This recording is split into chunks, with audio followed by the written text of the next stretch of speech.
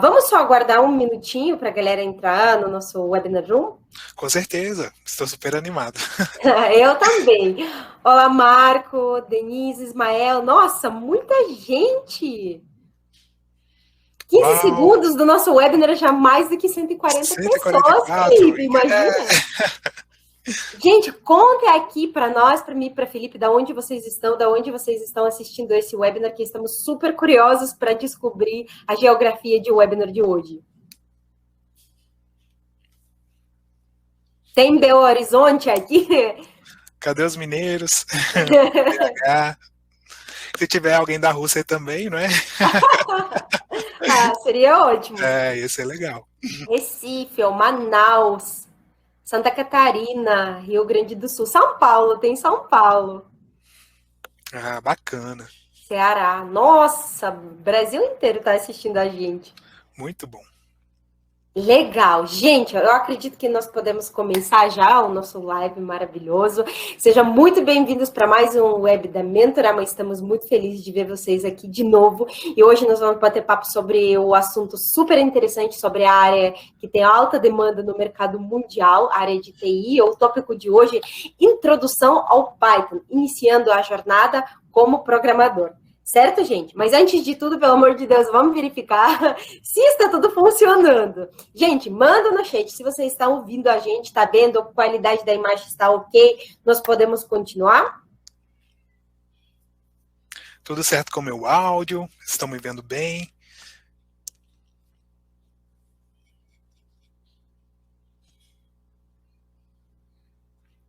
Sim, tá tudo certo. Então, eu acredito, Felipe, que podemos continuar. Gente, não esqueçam de pegar a cadeira e caneta, que eu tenho certeza absoluta que o nosso mentor Felipe hoje vai compartilhar várias dicas interessantes, super práticas, que você depois vai conseguir colocar na sua vida na área nova, certo?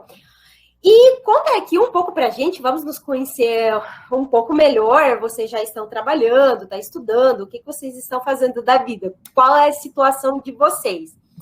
Porque se vocês estão aqui hoje, com certeza você tem um sonho, um objetivo que você quer alcançar. Felipe, por favor, leia para mim as respostas que eu vou apresentar bem rapidinho a Mentorama para quem não conhece, porque temos gente nova.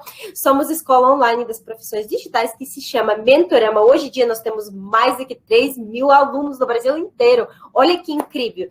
Temos dentro mais do que 40 programas de ensino com 4 direções de estudo. Porém, estamos prontos para oferecer para vocês formato de treinamento exclusivo, revisão especializada de tarefas de casa e suporte contínuo ao aluno. Garantimos a qualidade. E somente hoje, somente para vocês que assistem nosso webinar, nós temos as ofertas especiais no final. Então, fique até o final que vai ser muito bacana. E aí tem as respostas legais. Eu estou vendo que tem as pessoas da área, tem alguém que está iniciando. Também. Analistas, engenharia de sistemas, uma galera que já está entrando e também que já está mandando ver nos cursos. Certo. Junto com isso, gente, manda no chat qual é a sua expectativa deste webinar, porque eu já falei que eu tenho certeza, se vocês estão hoje aqui com a gente, você tem algum sonho, objetivo, então compartilha aqui para a gente entender um pouco melhor. E eu queria mostrar para vocês por que a Mentorama é diferente das outras escolas, qual é a nossa vantagem principal. Porque os nossos mentores não são somente as pessoas que têm experiência na área de pedagogia, mas sim as pessoas que colocam mão na massa todos os dias e conseguem mostrar para vocês a área de dentro. Olha só onde os nossos mentores trabalham. Deixei um slide só para não demorar tanto, certo? Então, Vivo, Light Farm, PicPay, iFood, Amazon, é muito, muito mais, gente. Então, mais uma vez, fique até o final, que vai ser massa. E o que você vai ganhar participando do webinar? Nós oferecemos um certificado de participação para você poder dar aquele gás no seu currículo. Você sabe que situação no mercado de trabalho hoje no Brasil e no mundo inteiro está tenso, então. Cada documento vale a pena. Sim, temos também mentor dessa empresa, sim. Estou vendo com o comentário do Gustavo. Vamos ter uma parte maravilhosa das perguntas e respostas no final, onde vocês vão poder tirar todas as suas dúvidas com o Felipe E, mais uma vez, nós vamos falar sobre os descontos. Temos uma proposta para você bem diferente. Eu vou soltar um pequeno spoiler aqui para você não morrer de curiosidade. Você já pode garantir a sua vaga na promoção de hoje, gente. Você vai poder ver agora um botão promocional no chat. Basta clicar no botão. Lembrando que clicando no botão, você não vai ter compromisso nenhum com o Mentorama, você não vai comprar nada, somente garantir a sua vaga na promoção especial de hoje, que as vagas são limitadas, então você já pode correr, clicar no botão e garantir o seu lugar para começar a mudar a vida de vocês. Meu nome é Anastácia Martins, eu trabalho no Mentorama. Gente, desculpa alguns erros em português, eu sou russa, mas eu vou tentar meu melhor, prometo. E o nosso mentor, o mentor do curso, uma pessoa assim incrível, que prepara um conteúdo bem legal para vocês, eu acredito que também tem gente que conhece você hoje aqui no chat, Felipe Assunção, mentor do curso do Python. Felipe, muito prazer mais uma vez e passando a palavra para você. Ótimo, muito obrigado pela apresentação. Para mim é um prazer estar com a Mentorama novamente. Queria dizer oi para todo mundo, estou muito feliz com a turma toda que está aí presente. Se tiver alguém que é meu aluno aí, eu também agradeço pela presença, tá bom? Então vamos começar com tudo. Certo. Então, posso começar com minha tela, compartilhando? Sim. Beleza. Gente, eu só queria avisar que nós vamos ter a parte das perguntas e respostas no final, mas não deixe de mandar as perguntas se você tem algo para perguntar ligado ao slide que o Felipe está mostrando, que eu vou interromper a apresentação dele, Felipe, desculpa, para tirar as dúvidas de vocês, certo? Certíssimo. Então, conseguem visualizar o slide, tudo certo? Manda no chat, gente, se tá tudo ok. Para mim tá tudo aparecendo, tudo bonitinho. Gente, podemos continuar? Vocês estão vendo a apresentação do Felipe? Sim, tá ótimo. Dá para continuar. Okay, então. Bom, então, o nosso webinar de hoje tem o título de Uma Introdução ao Python, e a gente vai falar sobre como a gente pode iniciar a jornada como programador. Nesse webinar, eu preparei alguns tópicos que, eventualmente, são além do que o código, e que a gente possa pensar sobre esse processo de entrada no mercado de trabalho e também analisar onde você pode estar nesse processo, né, de dar o seu primeiro passo e como você pode conduzir também a sua carreira. Então, minha ideia é fazer você pensar um pouquinho nesse processo. Primeiramente, eu quero me apresentar. Eu sou Felipe Assunção, eu realmente adoro ensinar e gosto muito de tecnologia. Queria te convidar a me seguir nas redes sociais, no prof.Felipe Assunção, no Instagram, e no @Felipe Assunção, que é o pessoal, e neste é com 2 L's. Também, se você quiser me adicionar lá no LinkedIn, para mim vai ser o maior prazer estar com você por lá, conectado. Fique à vontade também para me perguntar sobre quaisquer dúvidas depois do webinar também. Bom, então quem sou eu? Quero falar um pouquinho dos meus hobbies. Bom, basicamente eu iniciei, após o ensino médio, eu já gostava muito de computação, né, de computadores em geral. Eu era monitor de informática. Mas quando eu entrei na faculdade, em dualidade, assim que eu comecei a estudar, eu também comecei um curso de teatro. Gostava muito de expressar, eu tinha amigos que faziam teatro no ensino médio e também após o ensino médio, eu achava muito legal como eles se expressavam e como eles se divertiam no curso. O curso de teatro me ajudou muito a lidar com a complexidade de um curso na área de TI, na área de exatas. E também, em paralelo a tudo isso, me acompanhou por um período a música. Durante um tempo eu tive uma banda, compus música, e é algo que realmente eu gosto muito. E como eu te disse, eu também sou apaixonado por tecnologia. Quando eu estava lá no ensino médio, eu era monitor de informática, eu ajudava a alunos de primeiro maternal até o 5º período, também como bolsista, e do ensino médio até o mestrado, né, fui bolsista. E então é algo que esteve presente na minha vida desde sempre. E atualmente, com a pandemia, eu tenho adorado fazer trekking. Se você nunca experimentou andar pelo mato, é algo muito bacana, muito leve e às vezes pesado, mas muito mas é muito bacana. Nossa, mas que trajetória incrível de mundo de música e teatro para tecnologia. Que interessante. Banda de qual estilo você teve? Que eu tô morrendo de curiosidade. Então, quando eu comecei, eu fazia alguns covers de tudo, assim, basicamente, mas depois a gente partiu muito pro autoral.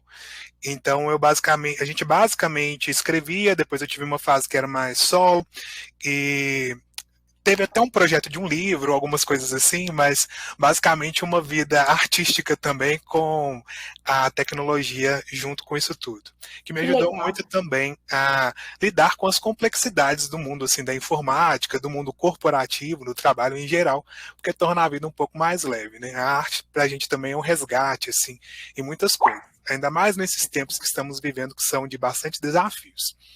Com certeza. Então, quero te contar também um pouquinho sobre a minha formação. Eu iniciei minha trajetória basicamente na tecnologia, como eu te falei, monitorando os alunos lá de informática, e isso acendeu um gosto com algumas possibilidades. Como eu te contei, eu tenho vários gostos que beiravam desde a música, algumas coisas de arte, como geografia, direito, mas quando eu tinha a mão na massa, mesmo nessa área de computação, então eu optei por fazer sistemas de informação. Na época também eu passei em engenharia de computação, mas eu precisava trabalhar, tinha passado no concurso público também, então eu optei por manter o meu curso de sistemas à noite. Nessa época também eu consegui uma bolsa, então fui bolsista, passei no concurso público depois de muito estudo, mas colhi esses frutos. Depois também é, estando, né, no curso de sistemas de informação, eu passei nesse primeiro concurso que foi na área administrativa da Prefeitura de BH. Depois, antes de terminar o curso, passei também na área administrativa da UFMG. E lá dentro da UFMG, fui bolsista também de uma especialização em gestão estratégica da informação, cuja conclusão foi em 2013. Então, vem esse interesse aí de fazer um casamento, né, entre sistemas de informação e lidar com essa coisa da informação também no nível mais especialista. E depois que eu me formei em especialização, eu me tornei fotógrafo. E aí eu exerci a atividade de fotografia, até hoje eu exerço, mas tendo esse hobby muito ativo e realmente algo que eu tive um gosto muito forte, eu ainda quis me envolver na área acadêmica e pensei muito em continuar os estudos na área de informática. Então, avaliando as opções de informática, eu então avaliei lá o currículo da PUC e tinha uma área de visão computacional. E essa minha escolha veio aliada realmente pelo esse gosto de lidar com as imagens, e eu pensei que podia trabalhar de uma maneira mais lúdica com a imagem, com a fotografia em si, na área de computação. Mas, galera, engano meu. Na verdade, não tem muito lúdico na área de computação como eu gostaria de ter conduzido. É um trabalho bastante complexo de pesquisa assim, do suprassumo da tecnologia e bastante desafiador.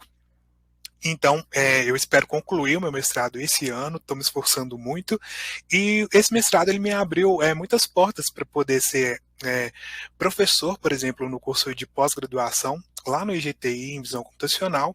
Lá eu ensino redes neurais convolucionais, e também essa pegada de Deep Learning, que tem uma evolução, né, de inteligência artificial, machine learning, deep learning, e como um grande aliado o Python, para trabalhar com essas atividades mais complexas, como se fosse o suprassumo da tecnologia. E como mestrando em informática, eu atuo nessa área de pesquisa, então na área de visão computacional. O meu projeto atual é trabalhar com Python, utilizando imagens médicas. Para isso, eu faço um trabalho que relaciona várias tecnologias. Então, eu utilizo bibliotecas de visão computacional como o OpenCV para poder trabalhar com imagens, bibliotecas relacionadas a machine learning para poder fazer predição e classificação de imagens, e outras bibliotecas em geral que me ajudam também a trabalhar com essas imagens e gerar um produto que meu objetivo é poder fazer uma classificação de reconhecimento entre úlcera, não úlcera e tentar melhorar esse reconhecimento dessas imagens médicas. E, de novo, o Python foi e tem sido um grande aliado também em conjunto com outras linguagens. Então, assim, tem uma complexidade, não é só o Python. E também com todo esse processo, né, de desenvolvimento, aí atualmente eu sou mentor no curso Python do Zero, junto à Mentorama. E aí eu já te convido para ser meu aluno lá para a gente aprender um pouquinho mais. Então, para a gente continuar indo mais a fundo na nossa apresentação, vamos começar com o básico, o que é o Python. Basicamente, ele foi criado por Guido Walsum, que é esse cara aqui, e em 1989. Ele estava desenvolvendo uma linguagem chamava ABC, mas ele pensava em fazer algo diferente. Então, ali nas suas férias, no seu tempo livre, ele começou a desenvolver o Python. É uma linguagem, naquela época, ele pensava que seria algo mais simples e que não teria tanta grandiosidade como hoje tem. Então ele começou a desenvolver scripts básicos e a partir de então ele começou a resolver tarefas que antes eram maçantes e isso foi aumentando, a comunidade foi abraçando e até que se tornou um grande sucesso. Uma das características marcantes do Python é que ele tem uma ênfase na produtividade do programador e legibilidade do código. O que isso quer dizer? Ele pensou em fazer algo que seria extremamente simples. E essa palavra simplicidade a gente vai ouvir bastante vezes aqui nesse webinar, porque de fato é uma linguagem simples quando comparada às outras, principalmente num contexto, né, em que as linguagens vieram de uma complexidade maior, e então elas têm evoluído para tipo uma arrasta e solta. Então ele já conseguiu tornar as coisas mais simples. E essa produtividade ele tem muito mais a ver com dar valor ao trabalho do programador do que gastar um tempo em entender e em preparar o ambiente para que você começasse a programar. Então você tem aspectos que são mais simples, como uma facilidade de ler e interpretar o que é aquele código. Então, basicamente, se você pega um script em Python e você começa a ler ele com bastante atenção, devagar, você tem uma certa familiaridade, porque a linguagem em inglês vai se assemelhar com o que ele está fazendo, se propõe a fazer em cada parte do código. Então, é o que a gente chama aí de facilitar essa legibilidade, né? E com essa facilidade, aumenta-se então a produtividade na hora de programar. Então, uma coisa que eu sempre gosto de falar nos nossos webinários é de onde vem o nome. Basicamente, a gente tem aqueles materiais de Python que são representados por uma cobrinha, e também Python, cobra, né, em inglês. Mas, basicamente, quando o Guido estava desenvolvendo o Python, ele tinha colocado o nome dessa linguagem como um nome provisório, e ele adorava essa série que chama MonPython. É uma série britânica muito famosa, muito popular, e ele colocou assim como uma maneira de brincar, como um nome provisório. Então o nome permaneceu e ficou marcado. Mas a inspiração vem do MonPython, que é essa turma que está aqui na tela. E aí já vem algumas motivações, né? Porque você deve programar em Python.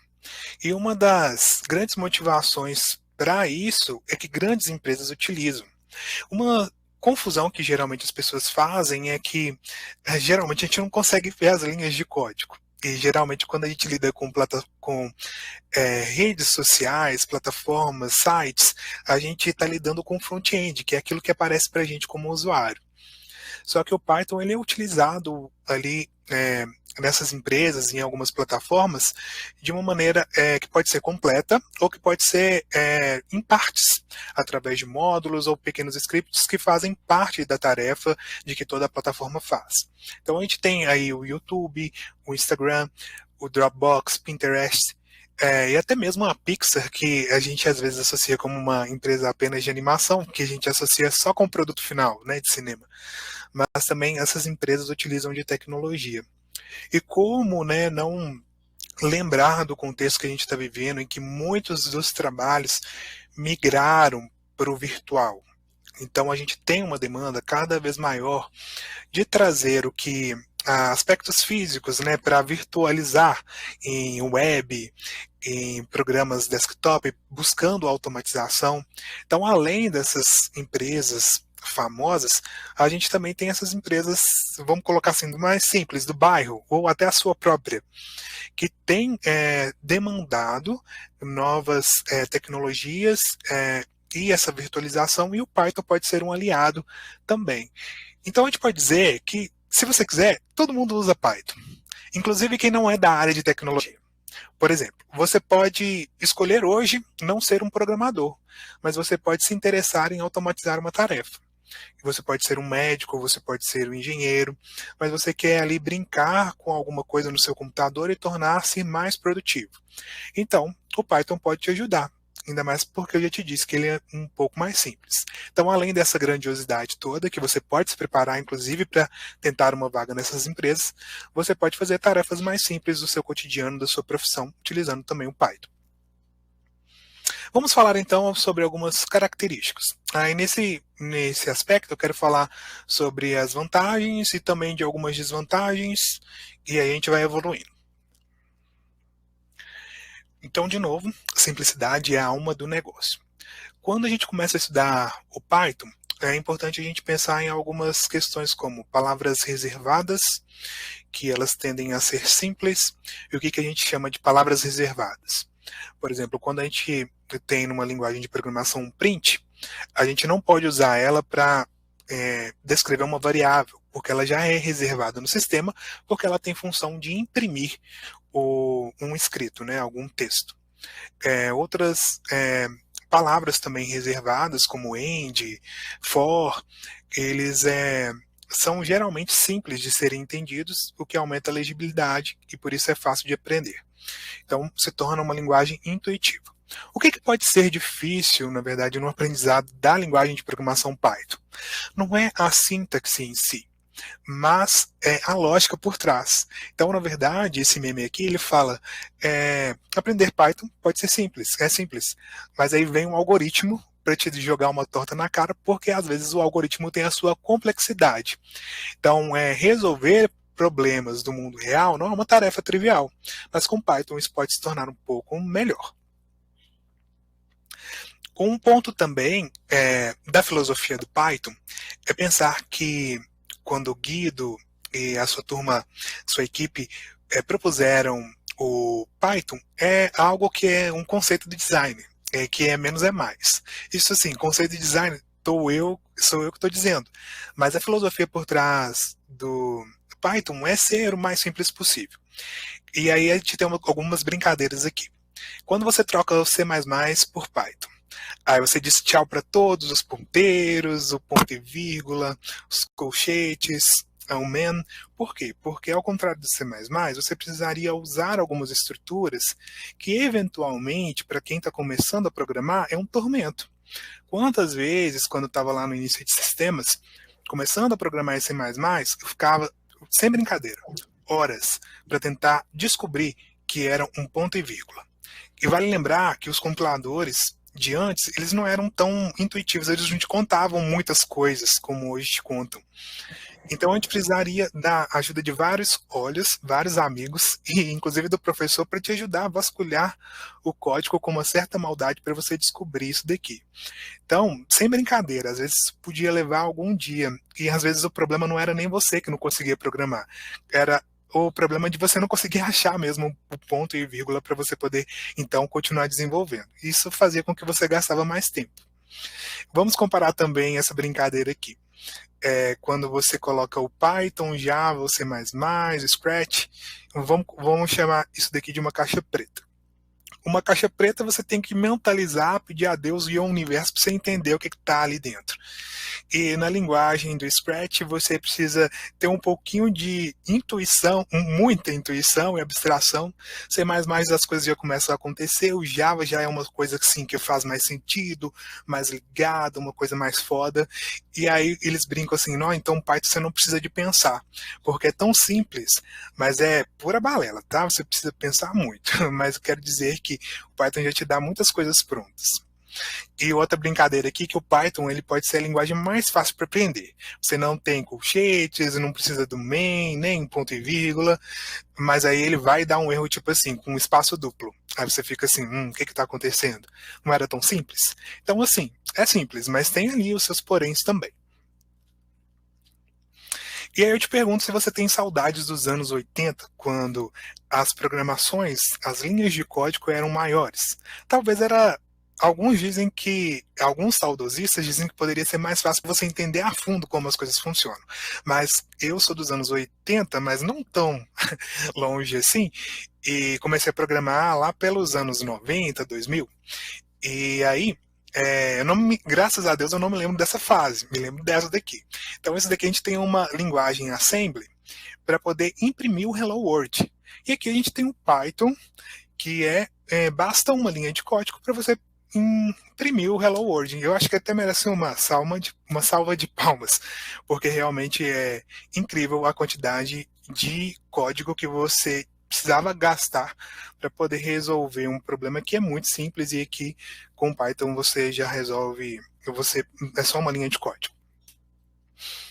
E aí depois eu te conto que é real essa simplicidade, e aqui a gente tem mais alguns outros exemplos, como a linguagem C, de novo, um exemplo do Hello World. A gente precisa incluir uma biblioteca, que é sdio.h. A gente inicia então uma função void com printf, e então imprimimos o Hello World, que é o nosso primeiro programa, né, que a gente aprende em geral para as linguagens de programação. E aqui, o C++, ele promete ser uma evolução do C. Então a gente tem uma melhoria?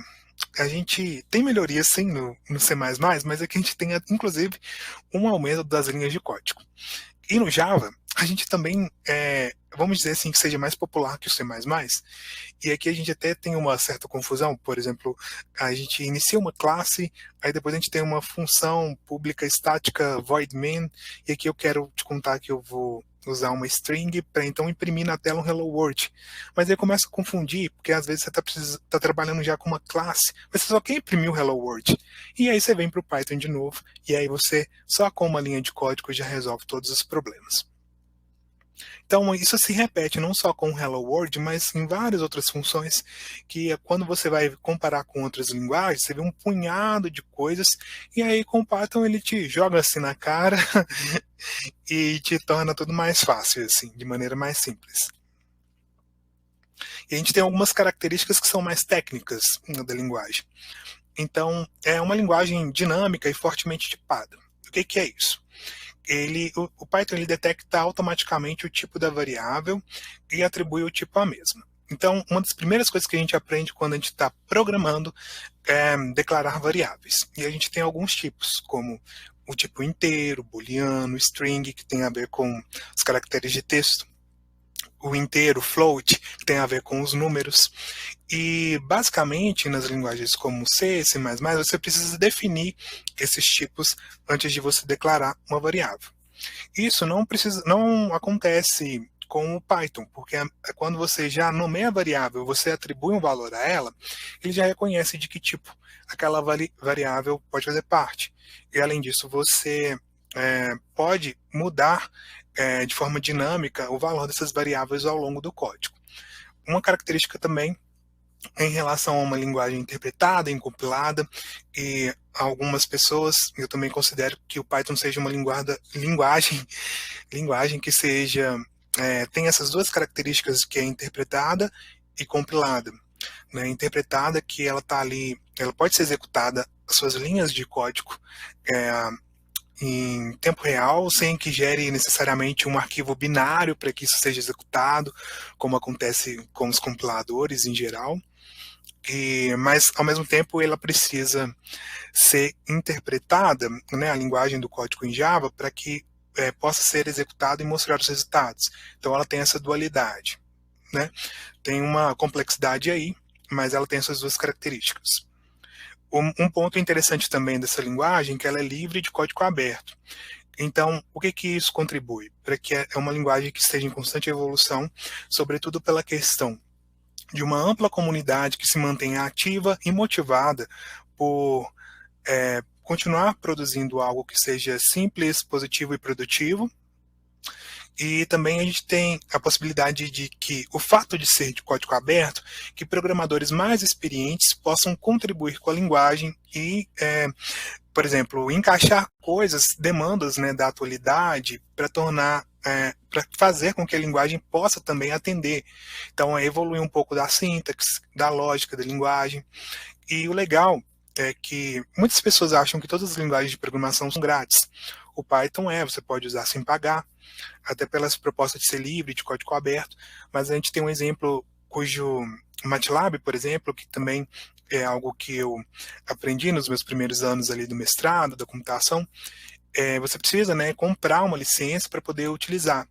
E ela não, se, por exemplo, na sua universidade, no seu trabalho, você está usando o MATLAB e você não tem o MATLAB mais novo, porque você não, seu chefe, sua universidade não pode pagar uma licença, você precisa utilizar a documentação e, e a estrutura, a sintaxe antiga. E isso não contribui para que você tenha uma facilidade no aprendizado, porque você precisa usar a documentação antiga e as coisas estão evoluindo. E às vezes o antigo e o novo se confundem, você não sabe qual que é a documentação correta. Isso, eu até falo isso sempre também, que isso de indicar a documentação correta, ela no MATLAB, no caso, veio mais recente, porque antes era uma confusão, parecia que assim, 2013 era 2017, e aí você não sabia qual era a estrutura de código que estava correta. E no Python a gente tem as versões 2, 3 e a documentação mais explícita, e você não precisa pagar, então você tem um acesso melhor a isso. Como não precisa pagar, a comunidade ela tende a responder suas dúvidas também de uma maneira mais simples e fácil. E quando a gente trabalha também com Python, a gente pode aplicar nos mais vários postos de trabalho, né, várias demandas. A gente vai falar também sobre alguns exemplos de ecossistemas e tudo mais, mas basicamente a minha área é visão computacional, como eu te contei. E aí eu chamo isso de um ecossistema que é relacionado à visão computacional. A gente também pode pensar em ecossistemas que são relacionados a desenvolvimento web, análise de dados, ciência de dados. E para cada um desses ecossistemas, a gente pode trabalhar com bibliotecas, que contém um conjunto de funções e métodos que facilitam a execução do código. Então, você não precisa desenvolver do zero uma chamada de código para você ler uma imagem, ou fazer uma operação de dilatação, de erosão, que é muito relacionada à visão computacional, porque bibliotecas como o OpenCV, elas já fizeram isso, condensaram nessa biblioteca, e através de uma chamada, passando os devidos parâmetros, suas entradas, elas irão retornar as devidas saídas, retornando para você o produto que você precisa em relação à linguagem. Então, com essa comunidade aberta, ampla, a possibilidade de desenvolver bibliotecas que resolvam problemas desses diversos ecossistemas se torna maior, em constante evolução, sendo bastante dinâmico. Isso facilita com que seus trabalhos possam ser desenvolvidos de maneira mais fácil. E, além disso, a gente tem outras bibliotecas. Muito se usa, por exemplo, para análise de dados, o Pandas, o NumPy. A gente também tem bibliotecas como o Flask e o Django para desenvolvimento web, também chamadas muitas vezes de frameworks, porque elas oferecem um conjunto de estruturas que facilitam a codificação, sempre levando em conta para que você não precise programar toda uma estrutura do zero, que você consiga reaproveitar código e então entregue um trabalho com mais produtividade e também seguindo padrões. Quando a gente fala sobre ampla comunidade, sempre gosto de colocar esse número grande, que é real. A gente então tem uma média aí maior, provavelmente, ainda mais depois dessa pandemia, em cerca de 8,2 milhões de programadores em Python, o que significa que sim, que é uma ampla comunidade que está em constante desenvolvimento. A gente tem essa fonte aqui que é Slashdata, e imagina se todos nós, cada um de nós, produzíssemos conteúdo para melhorar a comunidade em Python. Então, realmente, o aprendizado seria cada vez maior. E então a gente poderia resolver mais problemas no mundo real através dessa linguagem. E aí eu quero te contar algumas desvantagens. As desvantagens, primeiramente, elas podem ocorrer nos mais diversos contextos. Como eu já te disse, o Python ele pode ser para as mais diversas áreas, não só como tecnologia. E então isso acaba sendo assim, você pode pensar que seja difícil encontrar alguma desvantagem numa linguagem que tem tantos pontos positivos. Mas você pode pensar que seja, por exemplo, para um contexto de uma empresa que já tem consolidado uma determinada linguagem de programação, determinados softwares, e aí você teria que readequar toda uma estrutura que pode não ser vantajoso. Então você pode avaliar esse contexto, que beira aspectos técnicos, mas também subjetivos, né, do contexto em si, e também algumas aplicações. Alguns autores dizem que pode ser lento, muito devagar para algumas tarefas que exigem um processamento mais binário, bit a bit, algumas tarefas de processamento de imagem, por exemplo, que exigem um processamento mais a fundo, elas se desenvolvem, são melhores desenvolvidas, por exemplo, numa linguagem C, C++, porque no passado elas já foram feitas pensando nisso.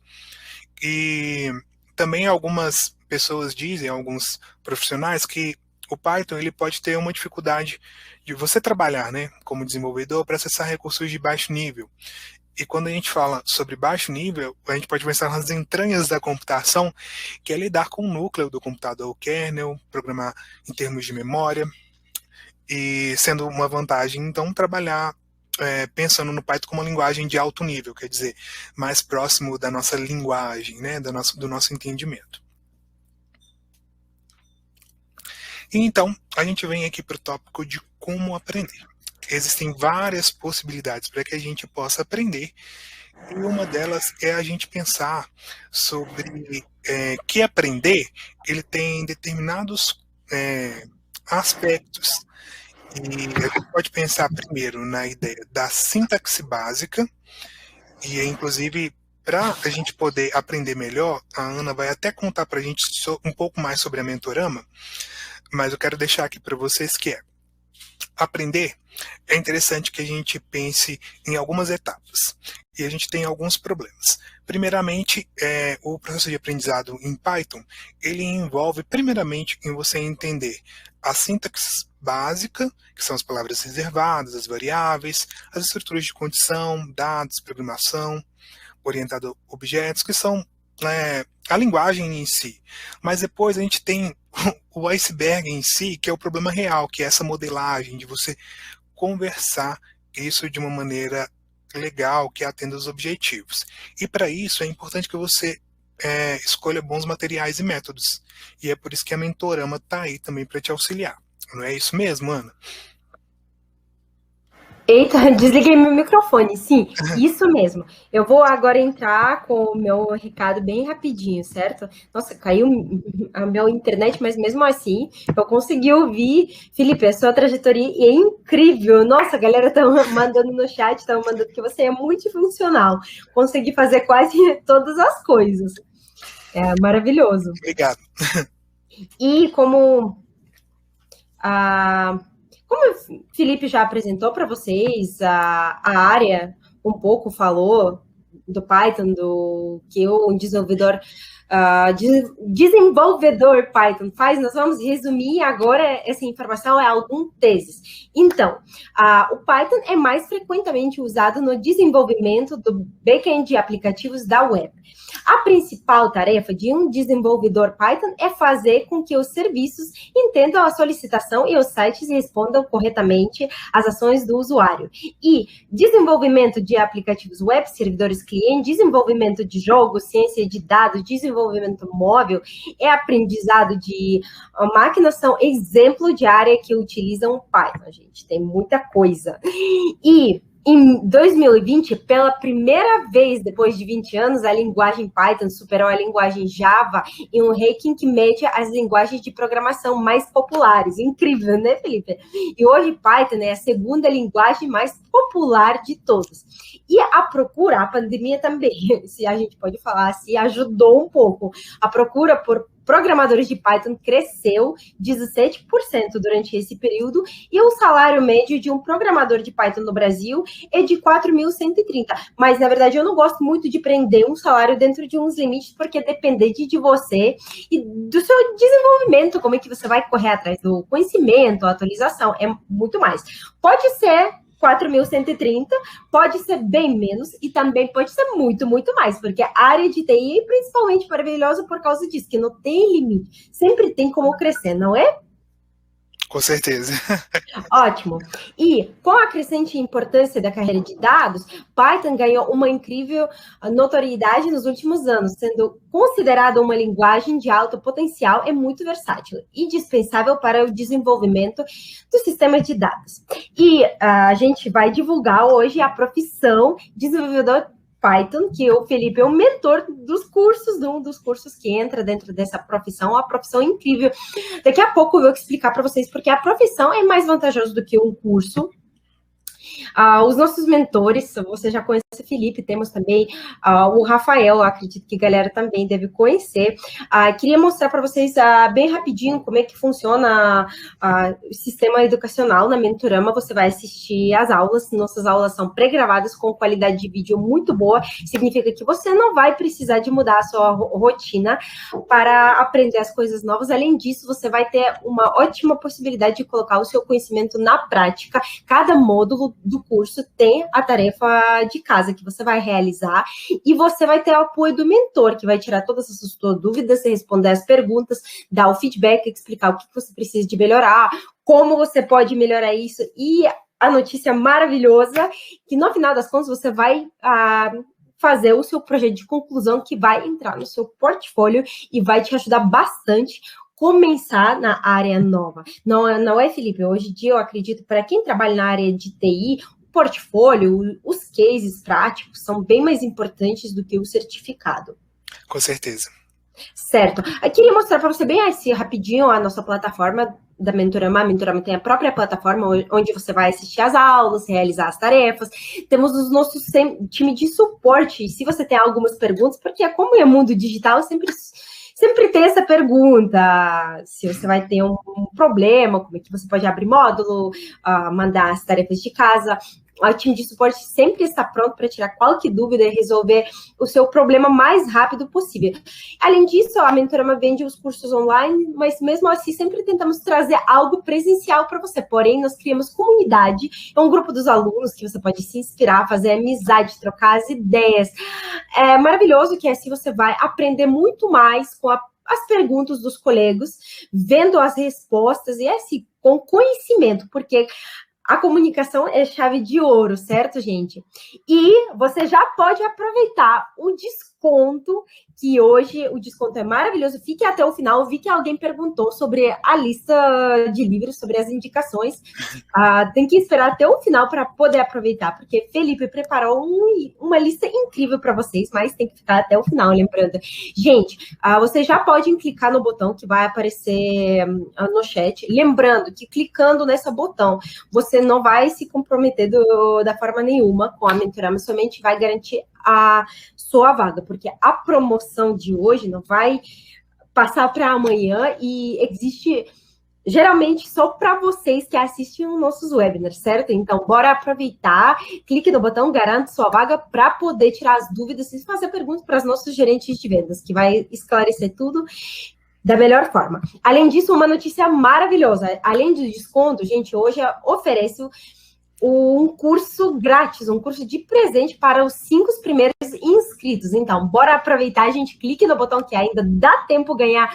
Além do desconto, ganhar um curso que dá tempo ainda, gente. Bora aproveitar, vamos mudar a vida junto com a Mentorama. Felipe, estou passando de volta a palavra para você. Tá joia, então vamos continuando. Certo. Então, como eu te disse, olha, eu sou suspeita a falar da Mentorama, mas quando eu comecei a ser mentor da Mentorama, havia existe, né, ainda, mas a Vitória que me procurou, ela tinha uma preocupação enorme em manter a qualidade dos cursos, em fazer com que os alunos tivessem uma boa experiência.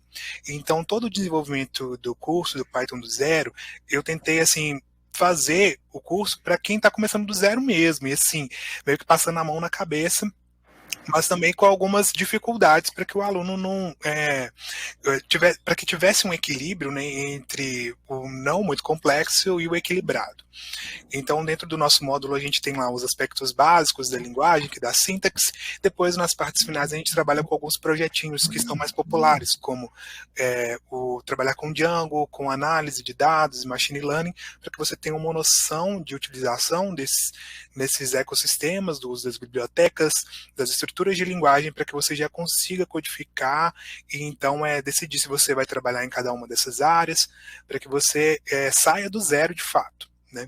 E um ponto importante também que eu acho positivo na Mentorama, no nosso curso, em geral, é que existe um cuidado também tanto do mentor, quem faz, quanto da pessoa que está ali cuidando das dúvidas, das respostas, também uma interatividade com as pessoas, entre os alunos. Então, eu sou suspeita a falar também, mas a Milena, do nosso curso do Python, ela é uma das monitoras, também mentoras, que assim tem um carinho enorme por cada aluno, por cada dúvida, e eu percebo que os alunos têm tido uma boa experiência também e aprendido. Então fica a dica e o convite também para vocês fazerem parte. Eu falo no que eu acredito, e eu espero sim que os alunos estejam aprendendo, e acredito que estão, pelo retorno, mas que tenham uma boa experiência, assim como eu espero que esteja sendo produtivo também essa aula. Então, essas são as minhas considerações sobre o nosso curso da Mentorama. Então, vamos continuar falando. Então, é isso. Materiais e métodos fazem toda a diferença na sua produtividade. E aí a gente pode escolher o curso da Mentorama para começar. E aí tem uma pesquisa que eu dei uma olhada aqui, que a pergunta é: como as pessoas, né, os programadores, eles têm utilizado dos recursos que têm para aprender? Então, já se confirmava intuitivamente, mas atualmente os programadores, aí não só em Python, mas em geral, eles aprendem basicamente a partir de videoaulas e blogs, e 59%, também na escola, né, básico, mas até que impressiona um pouco, porque a gente ainda beira o tradicionalismo, né, apesar que nossa área ela vem para quebrar esses paradigmas.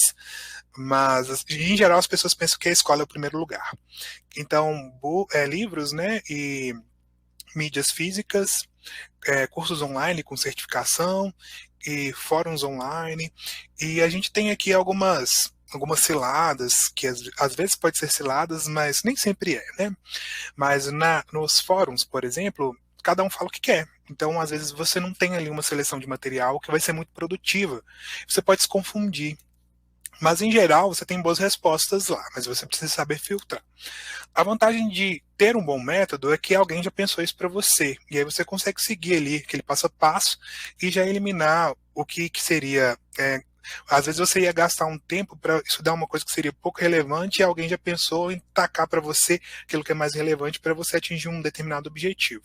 Então, por isso que é importante ter uma meta, uma metodologia, e aí você pode escolher se vai ser um curso online, e o ideal seria com certificado, porque aí você pode colocar no seu LinkedIn, você também tem uma sensação de que você concluiu o curso, que você se esforçou e teve os seus méritos para concluir com certificado.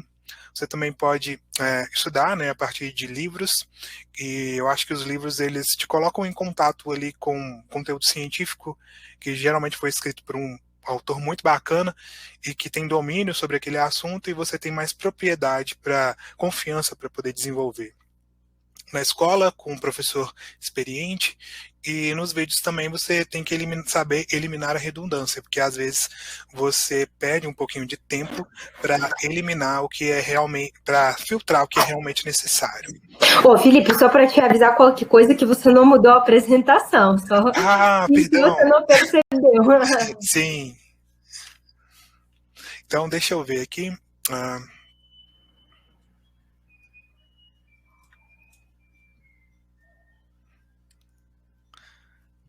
Ótimo. Agora sim, agora vocês estão vendo, sim. Então, o que eu falava sobre essas quantidades aqui que a gente vê sobre a escola, os livros, enfim. Então, acho que já ficou claro, né? Contei para vocês sobre essa quantidade maior dos vídeos, blogs, que é o aprendizado, depois a escola, os livros físicos e tudo mais. E aí, se eu tivesse que te dizer assim, sobre alguns tópicos básicos, porque quando você pega um método, uma metodologia, você olha lá, é um mundo de coisas e você fica muito perdido. Mas, em geral, tem até uma prática de algoritmos mesmo, de lógica de programação, que é um algoritmo que chama dividir para conquistar. E geralmente na vida a gente tem que fazer isso mesmo. Basicamente, se a gente ficar ansioso com o futuro, a gente acaba não fazendo as coisas no presente. Então, é preciso que você se organize para dividir as suas tarefas para o hoje. Então, vamos supor que hoje você vai vencer um bloquinho, um pedacinho da etapa de lógica de programação. E a partir dos dias, dos meses, dos anos, você vai construindo, edificando, né, o seu conhecimento pouco a pouco. Mas, gente, é com muita prática, sabe? Não basta só teoria. E isso falo com propriedade, porque eu sou uma pessoa muito teórica, mas é na prática que tudo faz sentido em relação à ação, em você colocar-se em contatos com os seus erros e suas dificuldades, porque quando você está lendo apenas, você acha que entendeu, mas você precisa realmente colocar a mão na massa. Então, o que é essa lógica de programação? Ela tem um aspecto que deriva aí da matemática, dos anos básicos de ensino, mas também de você pensar em termos de organização do código, de como uma estrutura, né, da sintaxe funciona e como elas se interligam entre si. Quando você vai fazer uma estrutura aninhada, um for, e uma construção de matriz, e aí você precisa abstrair esse conhecimento, que tem a ver também com conhecimento básico do ensino médio, fundamental, matrizes, um pouquinho da matemática, e você precisa abstrair. Abstrair quer dizer pensar um pouco além, e depois você volta ali e interpreta isso em código. Então, assim, leva-se um pouco de tempo para você desenvolver essa lógica, mas é preciso ter paciência, construir pouco a pouco. Quando a gente fala sobre as principais estruturas de dados, aí, de novo, também ficar ali firme na sintaxe. No primeiro tempo, talvez seja interessante você colocar a documentação ali do lado, e tá tudo bem se você consultar sempre, fazendo as suas estruturas, desde que você esteja codificando ali com a mão na massa, e pouco a pouco você vai aprender. Às vezes rola uma ansiedade muito forte nos programadores. Eu brinco com os meus colegas como a minha dissertação, por exemplo. Às vezes você fica um dia inteiro para escrever, às vezes um parágrafo ou menos que isso. E aí dá uma sensação de improdutividade. Poxa, mas foi um parágrafo, é menos um. Né? E antes é melhor do que não ter feito nada. E fora que para você ter escrito um parágrafo ou uma determinada linha de código, você teve que ler um monte de coisa para você poder chegar naquela conclusão, testar e fazer funcionar. Então você está aprendendo, mesmo que às vezes o produto ali real pareça, né, sua mente tenta te enganar achando que não. Mas o segredo é se manter firme, porque é assim mesmo. Então tem que ter paciência, tem que ter boa vontade, mas você se organizar também para entender que é um processo, não é uma coisa assim do dia para a noite. Apesar de que para algumas pessoas existe uma certa facilidade, mas eu sou capaz de dizer que cada um tem a sua metodologia de aprender, que precisa descobrir, na verdade.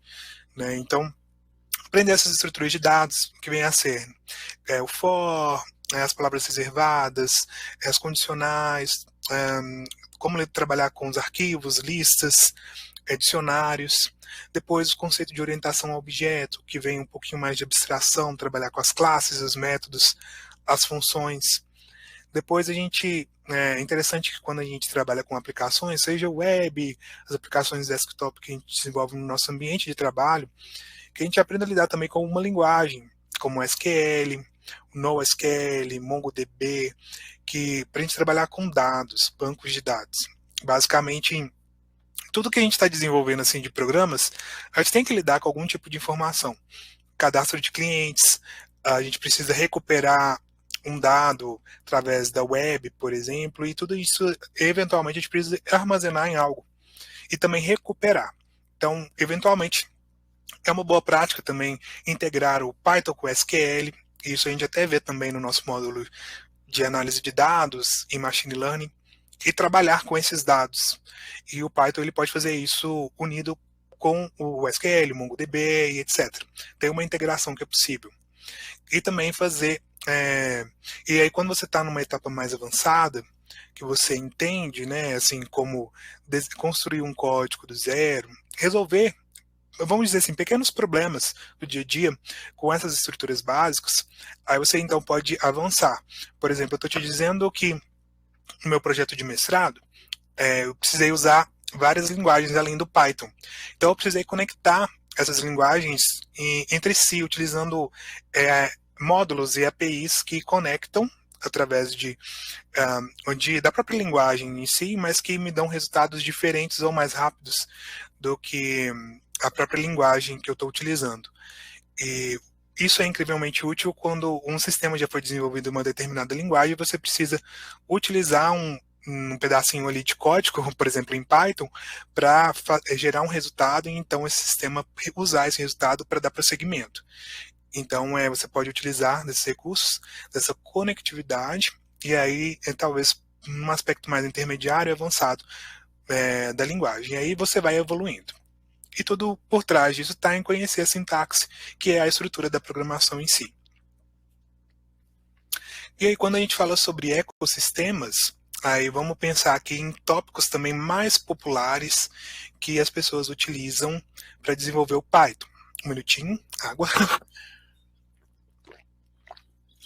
Sim, há muito conteúdo, né? Muitas coisas interessantes. Isso.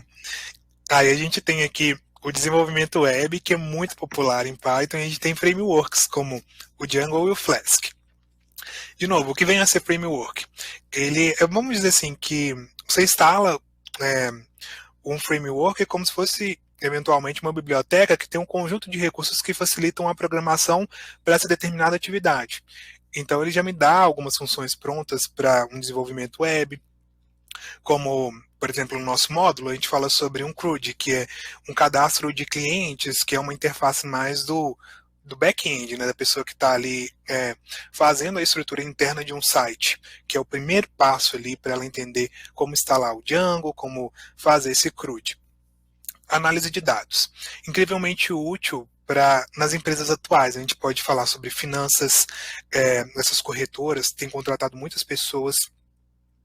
A gente pode falar sobre pesquisa também, e é interessante ter um dado que fala que muitos pesquisadores, eles são essencialmente programadores Python, porque eles utilizam das bibliotecas de análise de dados, que geram gráficos muito bonitos, para fazer uma análise mais interessante, mais simples na produção, e entrega um gráfico bonito através dessas bibliotecas específicas, como o Matplotlib, que imprime legal assim, um gráfico, que utiliza de dados, né? Então ele entrega um gráfico legal, você pode fazer análise também através de bibliotecas como Pandas, NumPy, que trabalha sobre esses dados e você consegue trazer um valor para uma empresa. Quando a gente fala sobre Machine Learning com Python, a gente tem outras bibliotecas, como o Scikit-Learning, que a gente vai trabalhar, que traz para a gente algoritmos clássicos para resolver problemas como regressão, classificação. E aí, para cada um, né, desses problemas que a gente vai resolver de Machine Learning, a gente tem algoritmos específicos, que também essa biblioteca nos oferece. E a gente também tem programação web, scrappers, quer dizer, você vai criar, a partir do Python, um sisteminha, um script que vai coletar dados de diversas fontes, diversos sites. Então imagina que você quer, por exemplo, você trabalha numa corretora, que você quer coletar como tá aquelas ações, né, durante aquele dia. Então você precisa pegar várias fontes ali para fazer essa atualização e atualizar tudo ali. Então você pode utilizar de web scrappers para pegar vários dados, né, de fontes diferentes da web, por exemplo. E enfim, então a gente tem aqui fins educacionais, protótipos de softwares, enfim, muitas coisas que você pode trabalhar. Aí eu quero que você entenda que aí para cada uma desses tópicos aqui, você pode usar bibliotecas específicas para facilitar o seu trabalho, também em Python. E aí, como você pode aprender o Python? A gente falou sobre metodologia, sobre metas, sobre como se organizar. E aí, a gente falou agora sobre os ecossistemas, aí eu peguei um tópico, por exemplo, como Machine Learning. Aí uma dica para vocês, por exemplo, se você deseja traçar o seu próprio ritmo de aprendizado, você pode digitar Machine Learning Roadmap. Aí você vai lá no Google e procura por imagens ou por sites, e aí você vai ver imagens como essa, que vão criar para você um mapa mental de possíveis tópicos que você pode estudar para poder desenvolver nesta área. Então, uma das grandes dificuldades que um programador tem enquanto está começando, e talvez até o profissional da área de TI falando de forma mais ampla, é saber um cotô para um covô, que é uma expressão assim, uma brincadeira mineira, né? Onde é que eu estou, para onde que eu vou, porque tem muita coisa para você aprender.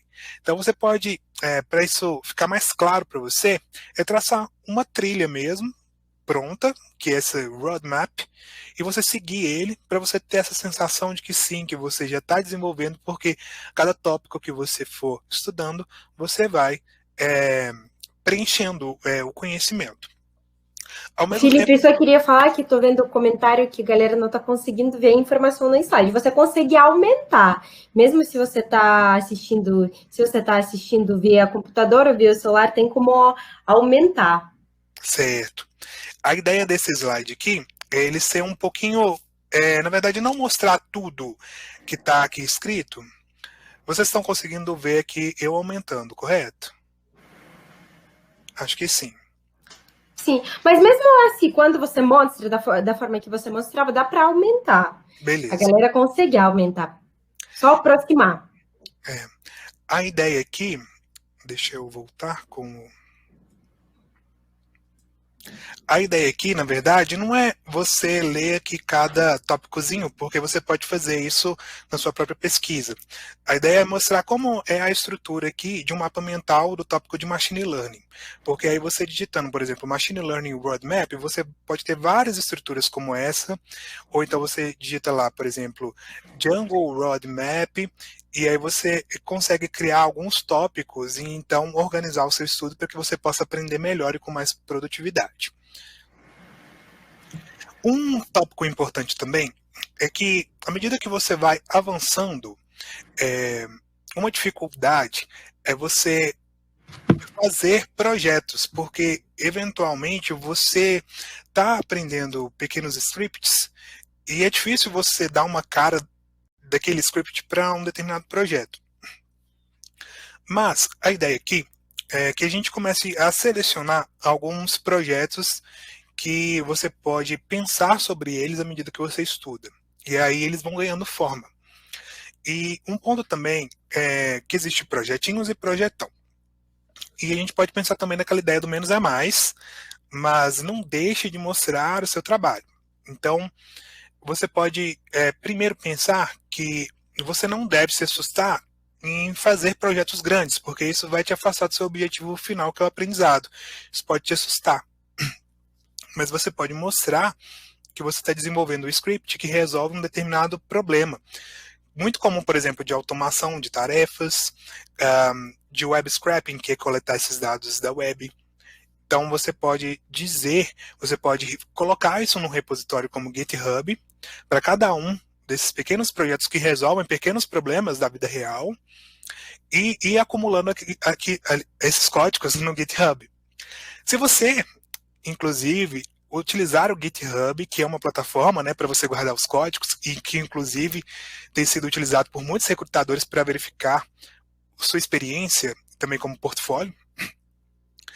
Se você utilizar com bastante frequência GitHub, que também é uma característica interessante para o programador, você ganha um selinho de a mais na plataforma, que indica que você tem experiência nessa plataforma, que muitas vezes também é requisito para te indicar que você é um bom programador. Então, vai guardando seus projetinhos, vai começando a fazer tudo ali, guardando no GitHub, dando uma cara para isso, de modo que você, à medida que você vai evoluindo, esses projetos vão crescendo, se tornando maiores. Você também consegue organizá-los de maneira mais adequada e ter uma noção real da sua produção. Então, você consegue visualizar mesmo o que você está produzindo de uma maneira organizada. Então, algumas ideias de projetos. Você pode construir sistemas web com Django, Flask, o Pyramid, que são os frameworks que a gente contei para desenvolver web. Você pode também fazer alguns scripts para análise de dados, utilizando bibliotecas para fazer essas análises, né? E, além disso, um caminho muito utilizado para o Python, que tem a ver muito também com pesquisa, né? É esse caminho mesmo da inteligência artificial, machine learning. E quando a gente fala sobre inteligência artificial, machine learning, deep learning, a gente está usando redes neurais, né, que são complexas ali, que tem a questão de você saber utilizar bibliotecas voltadas para resolver esse tipo de problemas. E também, quando a gente lida para a resolução desses problemas, deep learning, machine learning, inteligência artificial em geral, geralmente eles vêm acompanhados de você analisar os dados. Então, geralmente você trabalha ali em conjunto com isso. E aí você, criando uma cara, né, legal para isso, aí chama a atenção. É importante que você tenha clareza também sobre o seu processo, sobre cada etapa que você utilizou para poder desenvolver aquele projeto e também documentar isso de uma forma para que você não se esqueça. Por isso que essa ideia do dividir para conquistar, ela é interessante para você se organizar e fazendo as coisas aos poucos. De certa forma, entender uma rede neural, por exemplo, não é algo que você faz de uma noite para o dia, mas com experiência, talvez ali num nível mais intermediário, etc. Ou até não, se você pegar o jeito ali na linguagem das bibliotecas, você já consegue mandar ver com alguns exemplos que tem na internet. Você também pode construir aplicativos com Kiwi, PyBee, relacionados também à questão de aplicativos Android, e construção de sistemas desktop, utilizando também bibliotecas que são relacionadas à visualização, né, dos usuários. Então, o Tkinter, tem o Qt também do Python, que eles possibilitam você criar a interface visual para o seu sistema Python, né, desenvolvido em desktop. Uma outra pergunta também que eu li agora há pouco é se é possível desenvolver jogos com Python. Sim, a gente tem até alguns jogos que foram desenvolvidos.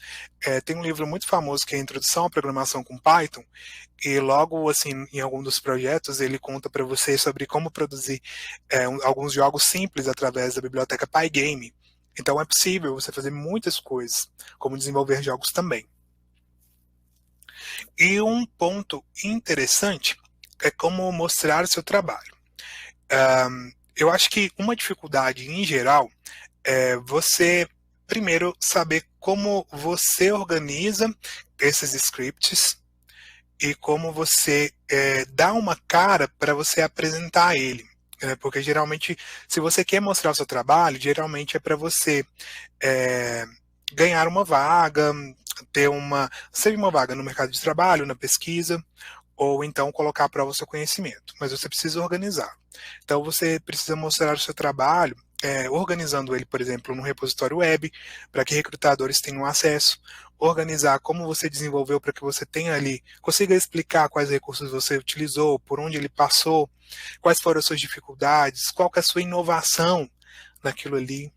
Talvez no início você comece até com um pouco do mais do mesmo, mas é tipo algo como esse livro aqui, ó.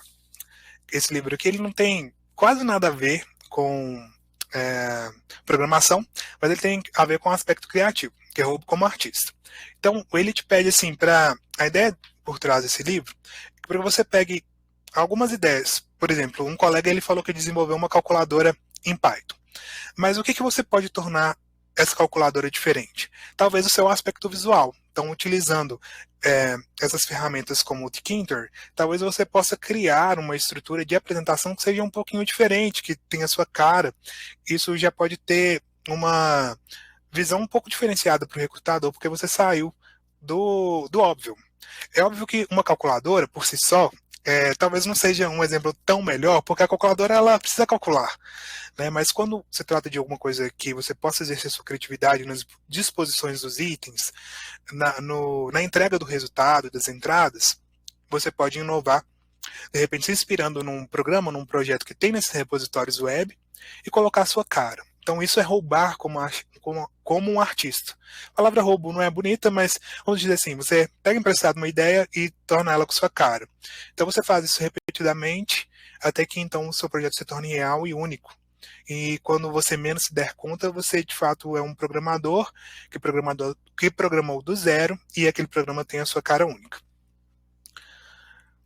E além desse livro que eu te contei, a gente tem o segundo, que é do mesmo autor e que eu gosto muito, que é Mostre o Seu Trabalho. E uma das dificuldades assim, essenciais eu percebo que é essa organização, mas recentemente me chamou muita atenção sobre um aluno da Mentorama. Ele me adicionou no LinkedIn e eu percebo a motivação e a evolução dele constante, utilizando também a plataforma da Mentorama, mas também os recursos que ele tem disponível.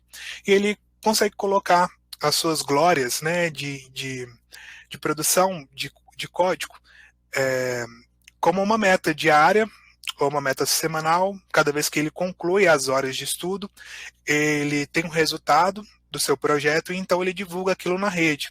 Então, quando você tem a conclusão de um objetivo que seja consistente, E eu acho que precisa ser minimamente relevante para que não vire uma rede social qualquer, né, uma divulgação qualquer sem valor.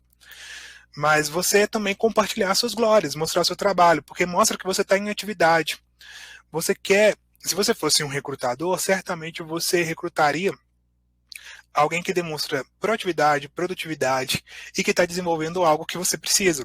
E como você está mostrando seu trabalho ali na rede, ele já tem uma facilidade de reconhecer que, olha, esse candidato ele produziu isso, isso e isso ao longo desse tempo, ele tem determinadas qualidades no seu perfil, no seu currículo, e eu acho que ele pode dar um match na minha vaga.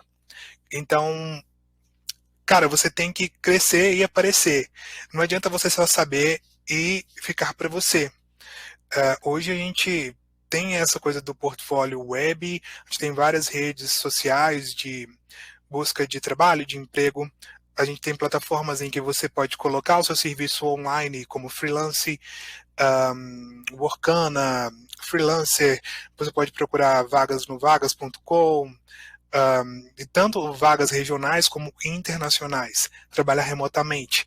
E você tem que colocar sua cara na web. Então, organizar o seu portfólio, traçar um plano para jogar isso daí e começar a produzir. E organizar os seus estudos, sabe? E uma coisa interessante também que eu faço, que fez muita diferença. Uma coisa é você organizar mentalmente seu trabalho, outra coisa é você escrever. Mesmo que a gente seja, né, da computação e que a gente goste de trabalhar muito com computadores, a sensação de escrever também ela é positiva, de você ter um aspecto táctil. E aí eu gosto de colocar algumas metas diárias para resolver. E às vezes eu estou chegando no final do dia e eu falo, meu Deus, eu ainda não programei essa função aqui, eu não pensei sobre ela hoje. E aí eu fico ali doido para marcar o ok. E aí quando eu vejo isso me motiva a não, por exemplo, pegar no celular por um tempo e preencher o ok nisso. Por quê? Porque o tempo que eu gastava com outras coisas, eu vi ali fisicamente que eu precisava dar prioridade naquilo e me manter ativo. Eu associo isso também com quando você organiza seus estudos para metas de aprendizado, metas em gerais na vida, é como se fosse o caderno com esses tópicos, é como se fosse um recipiente que você coloca o líquido e ele não se espalha, ele se mantém organizado e cada vez que você coloca o líquido ele vai aumentando. Agora, quando você coloca o seu conhecimento fora de um recipiente, ele se espalha e fica tudo perdido, daqui a pouco ele seca, você não sabe para onde ele foi. Então, esses métodos de se organizar podem tornar mais concretos o seu trabalho e fazer com que você chegue ao seu objetivo mais rápido.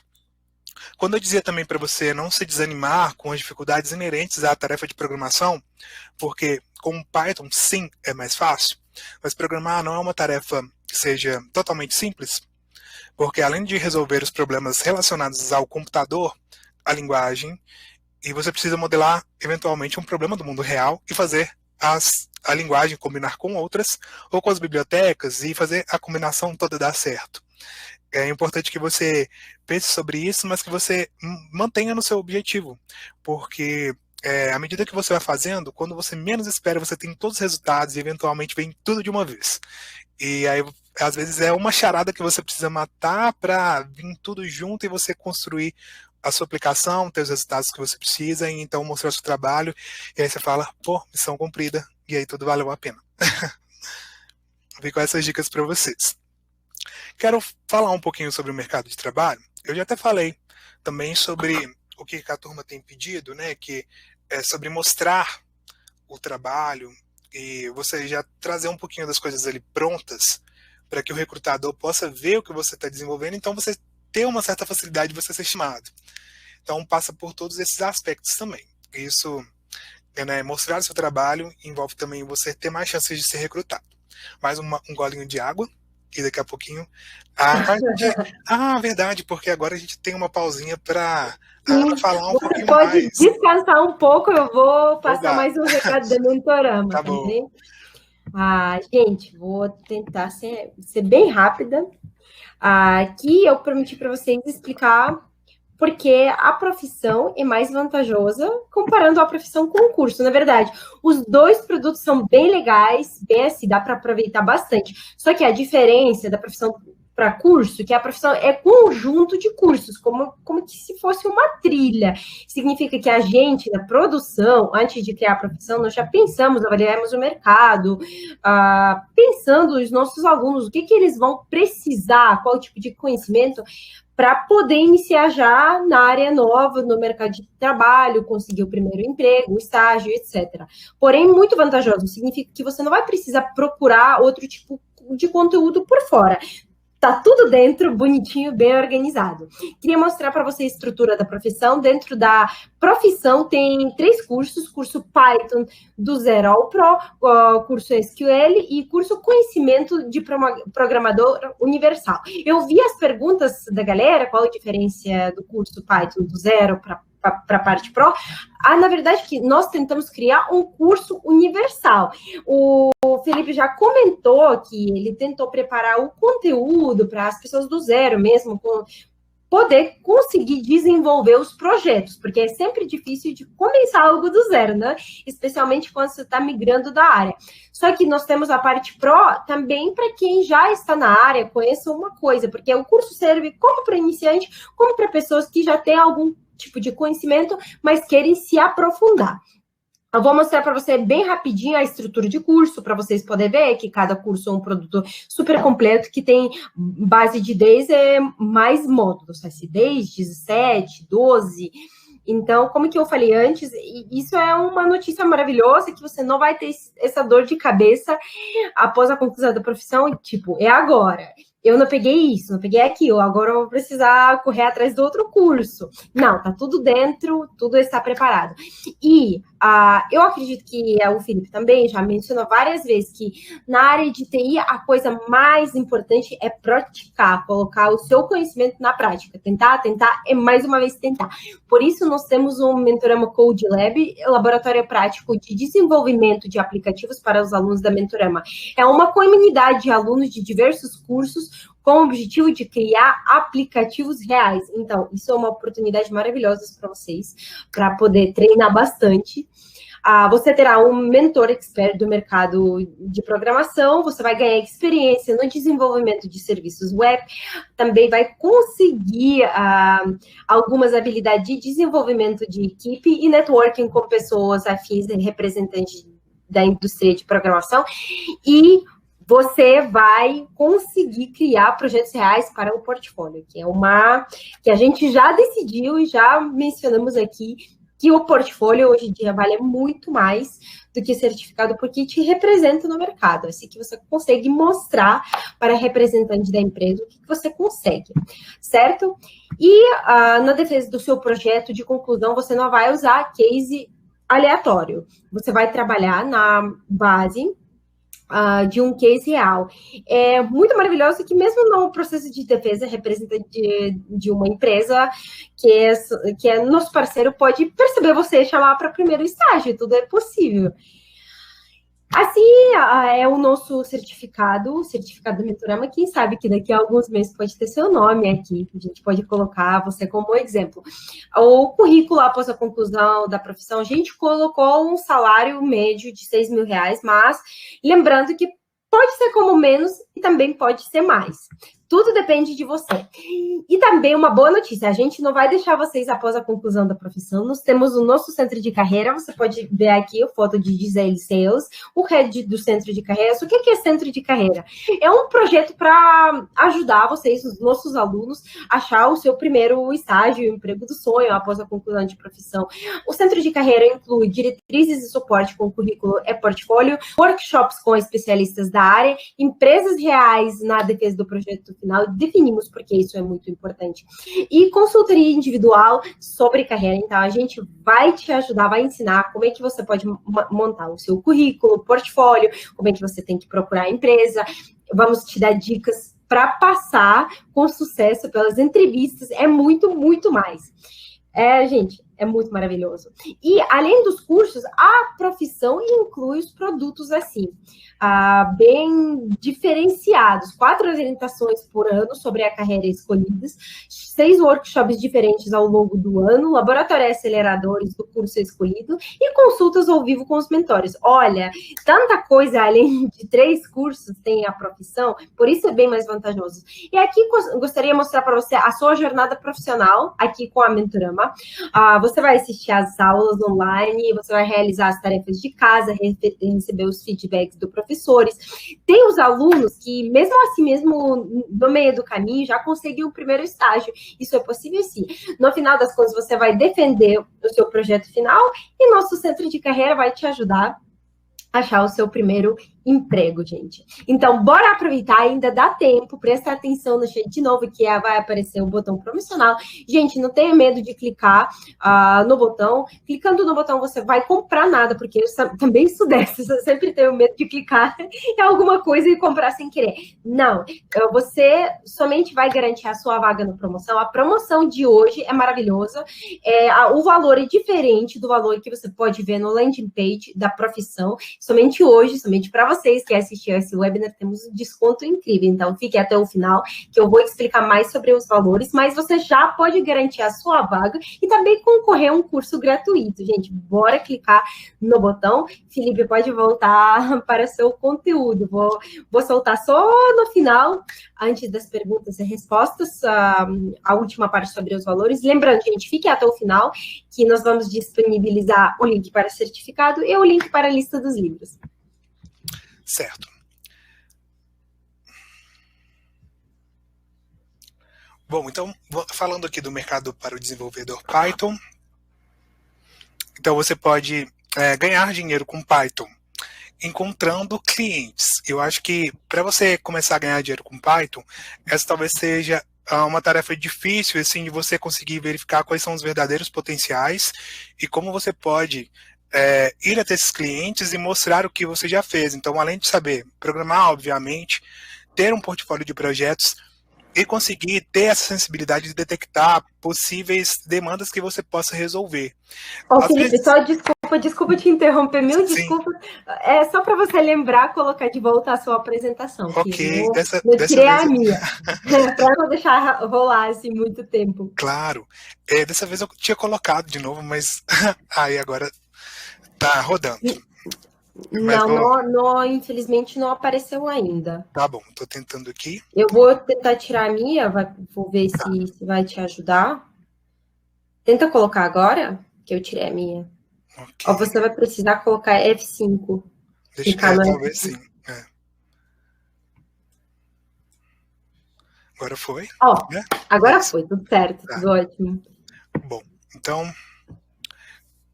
É isso. Então, deixa eu subir aqui mais a tela, rapidamente.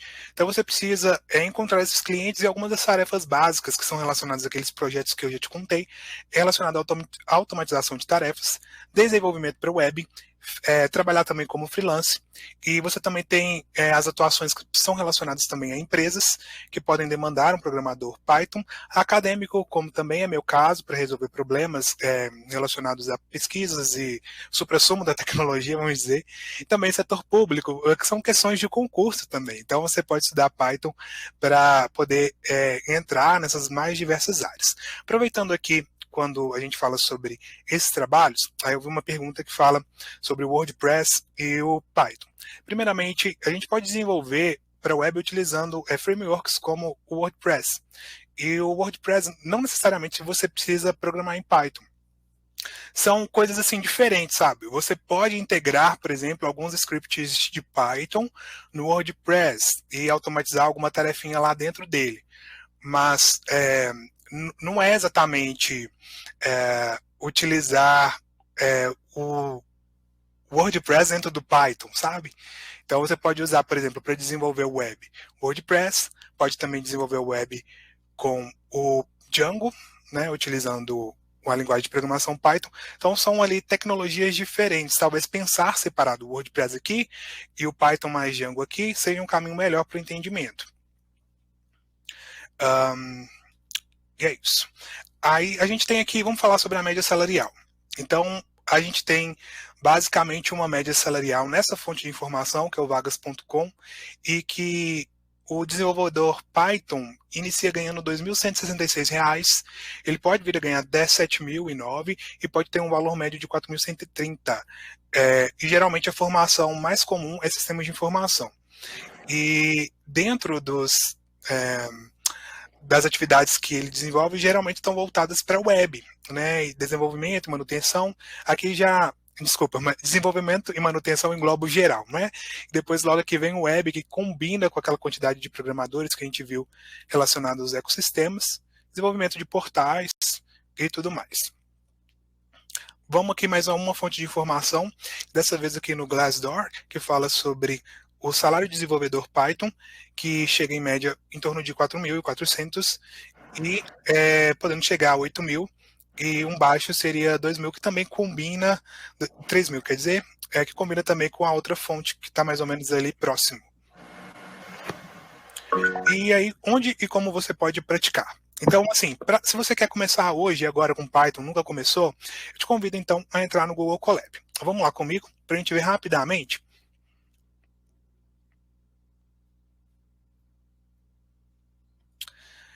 Eu vou começar aqui de novo. E, primeiramente, aí você pode fazer assim, ó, Google Colab lá no próprio navegador. Você vai logar, né, com a sua conta do Google, e aí vai aparecer uma tela próxima a essa tela. Aí aqui você vai criar um novo notebook.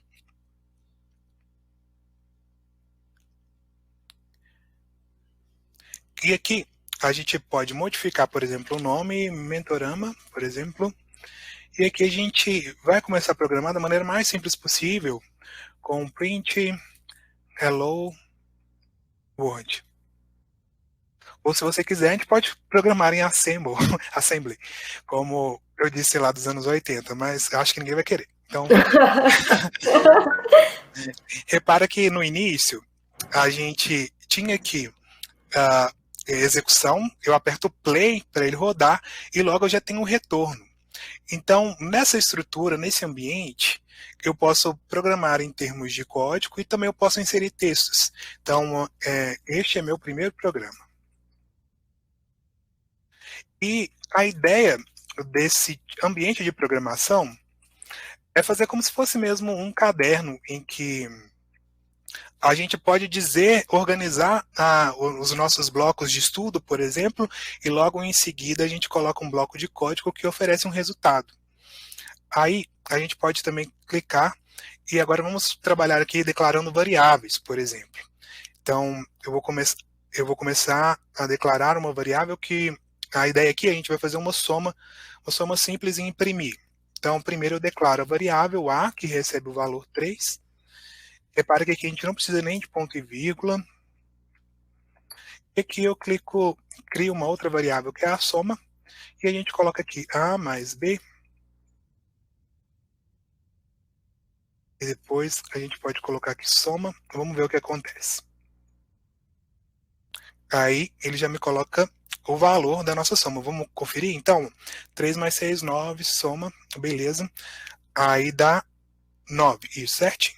E aqui quando eu coloco esse soma, quer dizer, ele está entregando para a gente o valor que foi atribuído a essa variável soma, que na verdade é o valor que estava embutido aqui, né, em 3 no A e no B, 3 e 6. Logo a soma recebe 9. Agora a gente também pode imprimir essa soma. Print a soma, né? Eu coloco aqui soma.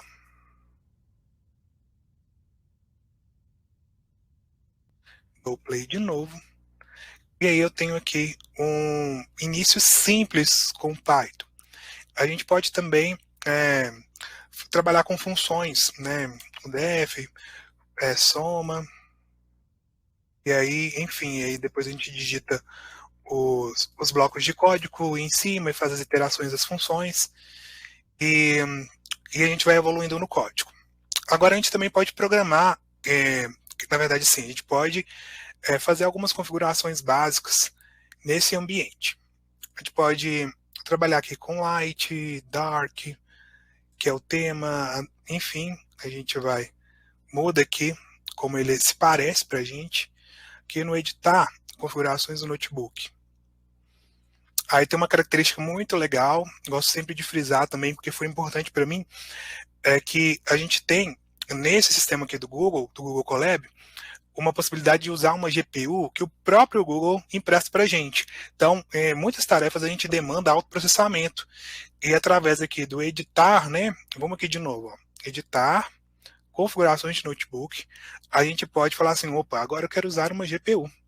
Quer dizer, então eu posso fazer tarefas de autoprocessamento, que muitas vezes são relacionadas a uso de processamento de imagens e vídeos e outros processos que demandam dessa tecnologia, e com uma programação em GPU paralela, eu consigo utilizar de recursos mais avançados que me dão os resultados de programação, né, da classificação, da regressão de problemas que são muito relacionados a machine learning em menos tempo.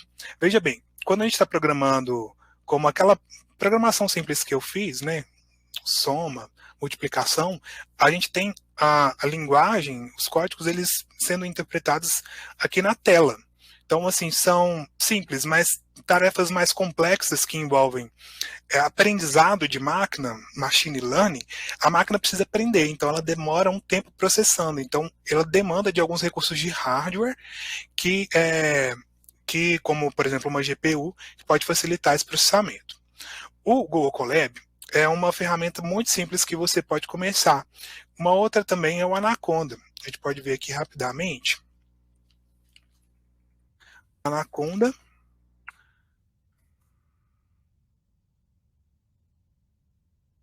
Ele é um ambiente de programação, e aí você vai fazer o download dele. Vamos ver aqui.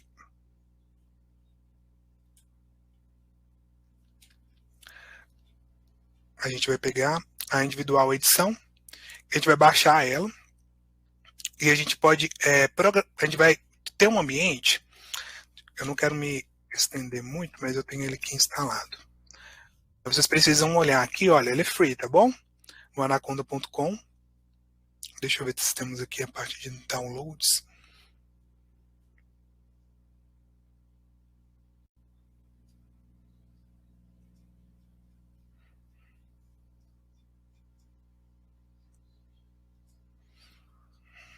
Download, tá vendo? Então ela está aqui nos produtos, individual, edição individual. Você vai fazer o download dela e ele vai ter um ambiente de programação que vai ser parecido com, deixa eu ver, está abrindo.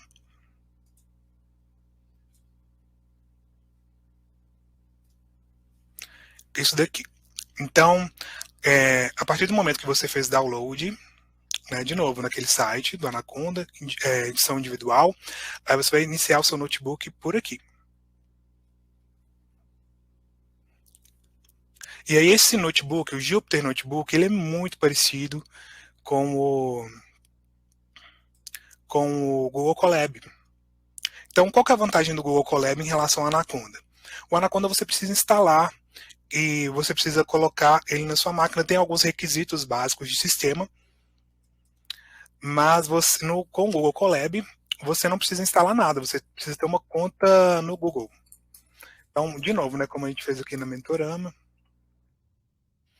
a gente pode trabalhar com código, também o Markdown, que é uma linguagem que a gente pode fazer alguns scripts para explicar o nosso código. A gente também pode fazer um cabeçalho, né? Então, por exemplo, aula prática. Aí depois aqui aí aqui tem que ser em Markdown. Eu vou rodar Run. Aula prática, ele fica assim, parecendo um texto. Depois no código print, Hello World.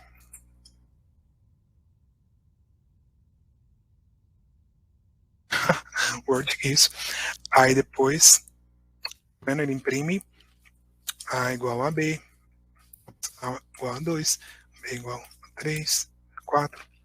Aí soma 20. Colocar sem print, soma, vai dar na mesma. Faltou soma aqui.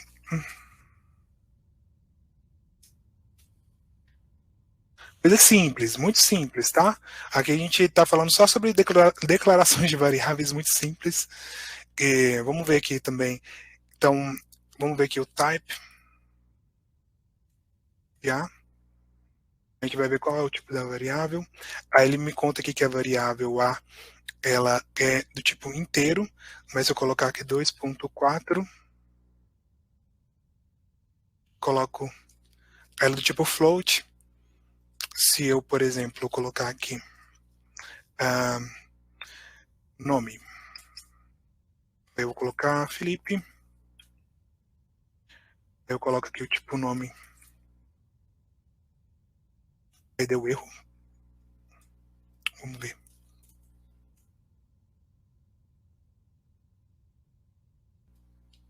Ops.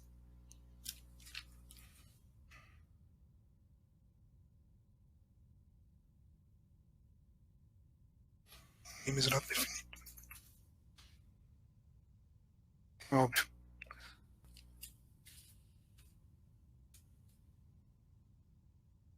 Isso. Não dava para fazer o tipo lá com o nome. Mas então, a gente consegue aqui atribuir uma variável do tipo string em nome, também imprimir ela. Então, assim, aspectos básicos em relação à declaração de variável, atribuição e também aspectos relacionados ao tipo de variável.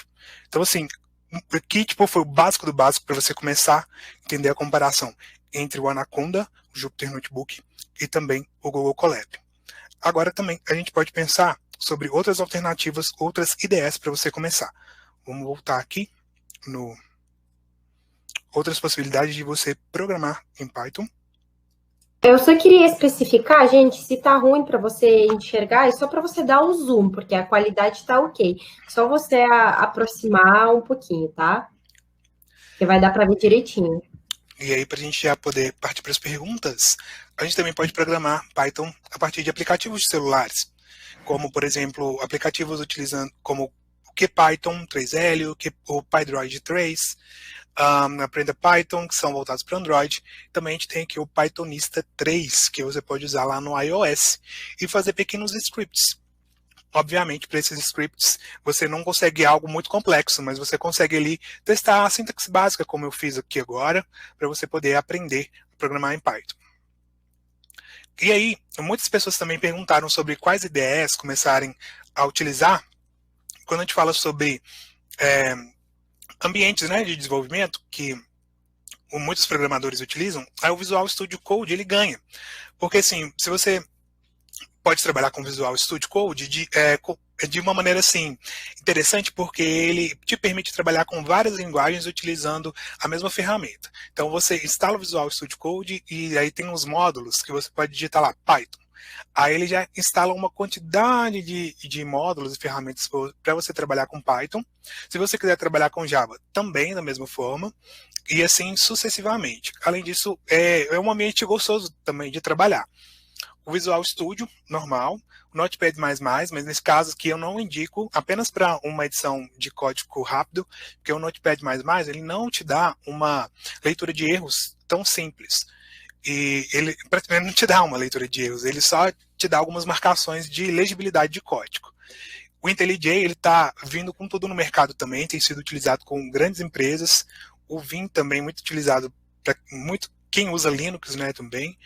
O Sublime, Android Studio, dentre outros. Eclipse, PyCharm, o Atom também são boas ferramentas. Gente, eu ficava nessa dúvida, tipo assim, qual ferramenta que eu vou usar? Dá a impressão assim que se você está usando uma ferramenta XYZ, que você não está no hype, né, do negócio e que você não está do lado profissional, mas na real a linguagem é Python e você precisa ver aquilo, o ambiente de programação que te atende e que te dá o resultado que você prefere.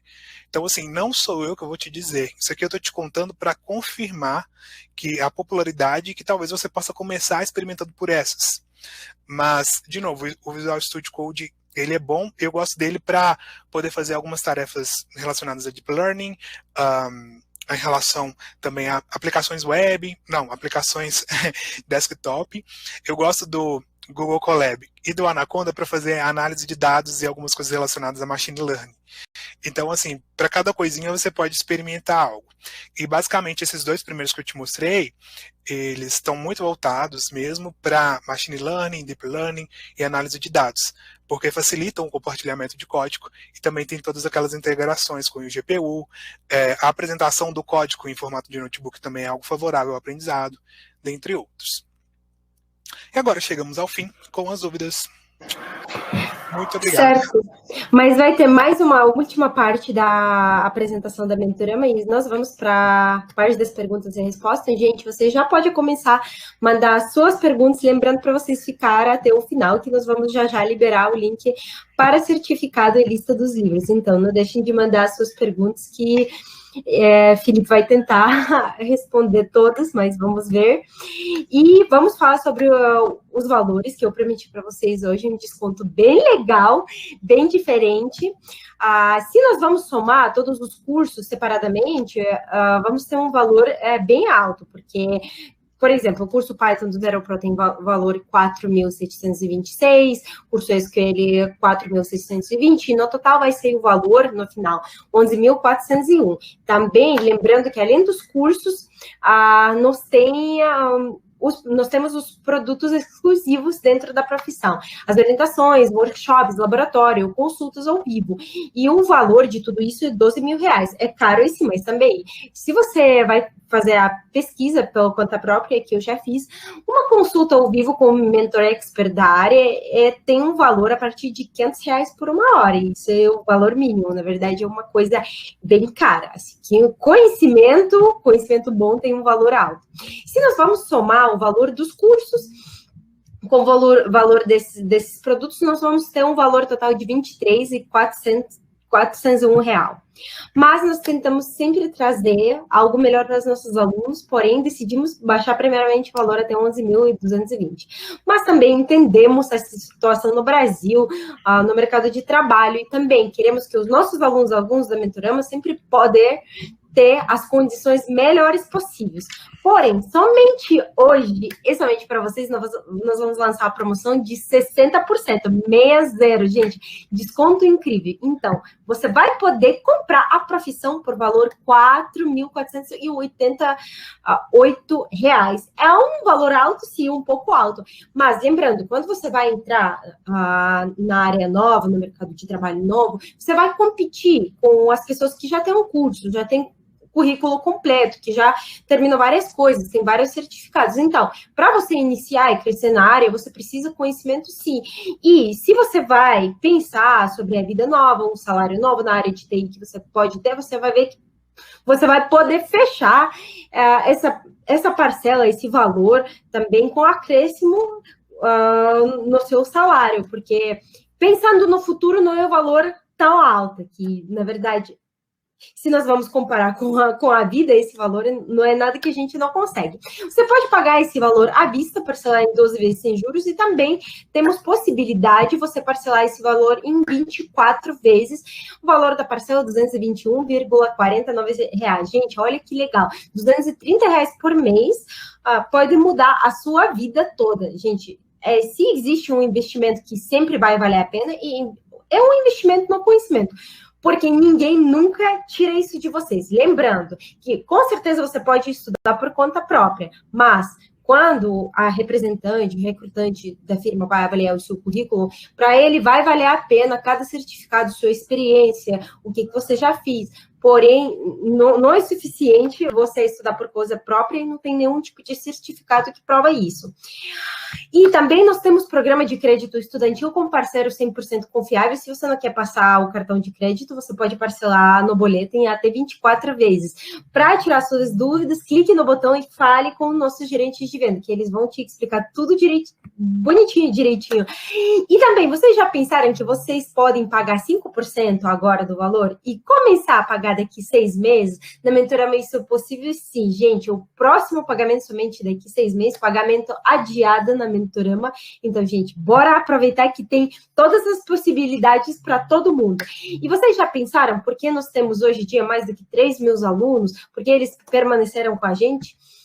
Por causa da qualidade, sim, e também você sempre pode optar pelo que eu falei, para estudar sozinho, isso é possível sim. Só que sempre é melhor aprender com o apoio de alguém que sabe da área, tem um conhecimento. Porque se você está aprendendo sozinho, você não tem certeza, será que você vai terminar? Quando você vai terminar? E acaba que querendo economizar, você vai gastar muito mais e você vai gastar, além disso, o seu tempo, que é bem mais precioso do que dinheiro. Então, aprendendo com os mentores, você vai economizar seu tempo, seu dinheiro e você vai saber exatamente o que você precisa, qual tipo de conhecimento você precisa para estrear na área nova.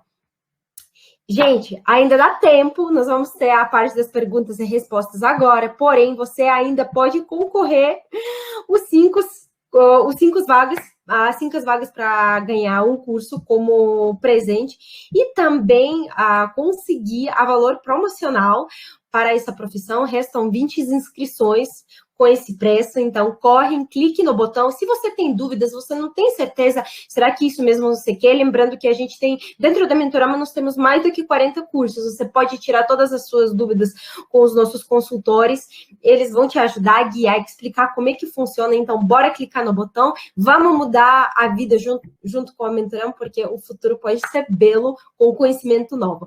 Lembrando que os 5 primeiros inscritos ganharão um curso de presente, gente. Aqui no Mentorama oferecemos muito conhecimento, então vamos aproveitar mais uma vez. E lembrando, clicar no botão, certo? E agora vamos para a parte das perguntas e respostas. Vou tirar aqui agora a minha apresentação. Deixar você, Felipe, então, para a vamos lá. tela inteira. Eu vou mostrar para vocês algumas perguntas, assim, para vocês seja mais claro. Mas eu queria começar com uma pergunta que eu vi no início. Como é que eu saí? Meu internet caiu, ela não está aparecendo para mim agora. Fê, por favor, fale se tem idade para migrar da área, porque tem várias pessoas que, tipo, eu tenho mais do que 30 anos, tenho 35, 40, 45, eu não estou satisfeito com o meu trabalho, o mundo mudou, eu quero migrar da área para essa área de TI. Então, tem idade para começar do zero? Eu acho que isso tem mais a ver com a forma com que você apresenta o seu trabalho. Eu acho que, assim, quando você inicia alguma coisa nova, você tem que estar disposto a dar os primeiros passos e construir uma nova carreira. Isso não é uma coisa que vem a curto prazo, você precisa ir construindo esse espaço. Então, quando eu penso sobre a idade, eu penso mais assim, o que eu tenho para mostrar para o meu recrutador? Porque aí isso fica em segundo plano, entende? E outra coisa, eu não tenho como entrar na cabeça das pessoas para falar o que é a verdade, o que é melhor. Mas a gente sabe que a idade, principalmente hoje em dia que estamos cada vez mais informados e cada vez mais jovens e mais experientes com a idade, isso só traz benefícios. Agora vamos supor que seja uma pessoa na melhor idade. A gente tem também um movimento das empresas que tem feito esse percurso de poder valorizar as pessoas que antes não tinham esse espaço.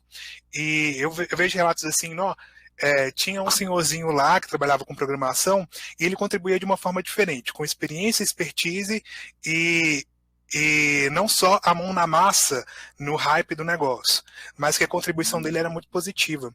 Então a pergunta, tipo assim, talvez não é a idade, mas o que eu posso oferecer, o que eu sei, né, o que eu posso contribuir. E assim, essa pergunta da idade, ela cai por terra. Então acho que é assim, mas pensar que leva-se um tempinho para construir e quanto mais você se dedicar, mais rápido você chega lá. Certo, vamos para a próxima pergunta, legal. Antônio está perguntando, o que realmente faz quem trabalha com dados? Tá, o trabalho de análise de dados, eu penso nele como uma extração de informação que traz valor para a empresa. Então, você trabalha ali a gente tem um engenheiro de dados que prepara esse dado e disponibiliza, e o analista de dados, cientista, que ele vai trazer valor para esse dado e tem algumas etapas. Ele vai utilizar, por exemplo, uma maneira, por exemplo, para limpar os dados, para tirar o que é irrelevante, os ruídos. Depois, ele vai poder organizar, condensar essas informações para, às vezes, uma coluna com outra diz a mesma coisa, ou são irrelevantes, então eu dou prioridade a uma. Eu posso trabalhar com linguagens como SQL para recuperar esses dados, e então chegar a uma nova informação, apresentar isso graficamente, estatisticamente, e então trazer valor. E através disso estabelecer tendências. Vamos pensar talvez aí no coronavírus, por exemplo. Todo dia a gente vê na TV um aspecto de que a gente tem um gráfico com as suas barrinhas e a gente tem uma linha, né, que ela está aí balançando, subindo e descendo. Então, a gente tem esse histórico a partir de uma análise de dados, e através desses dados passados também a gente consegue predizer, através de machine learning, condições futuras. Então, assim, tem várias etapas, né?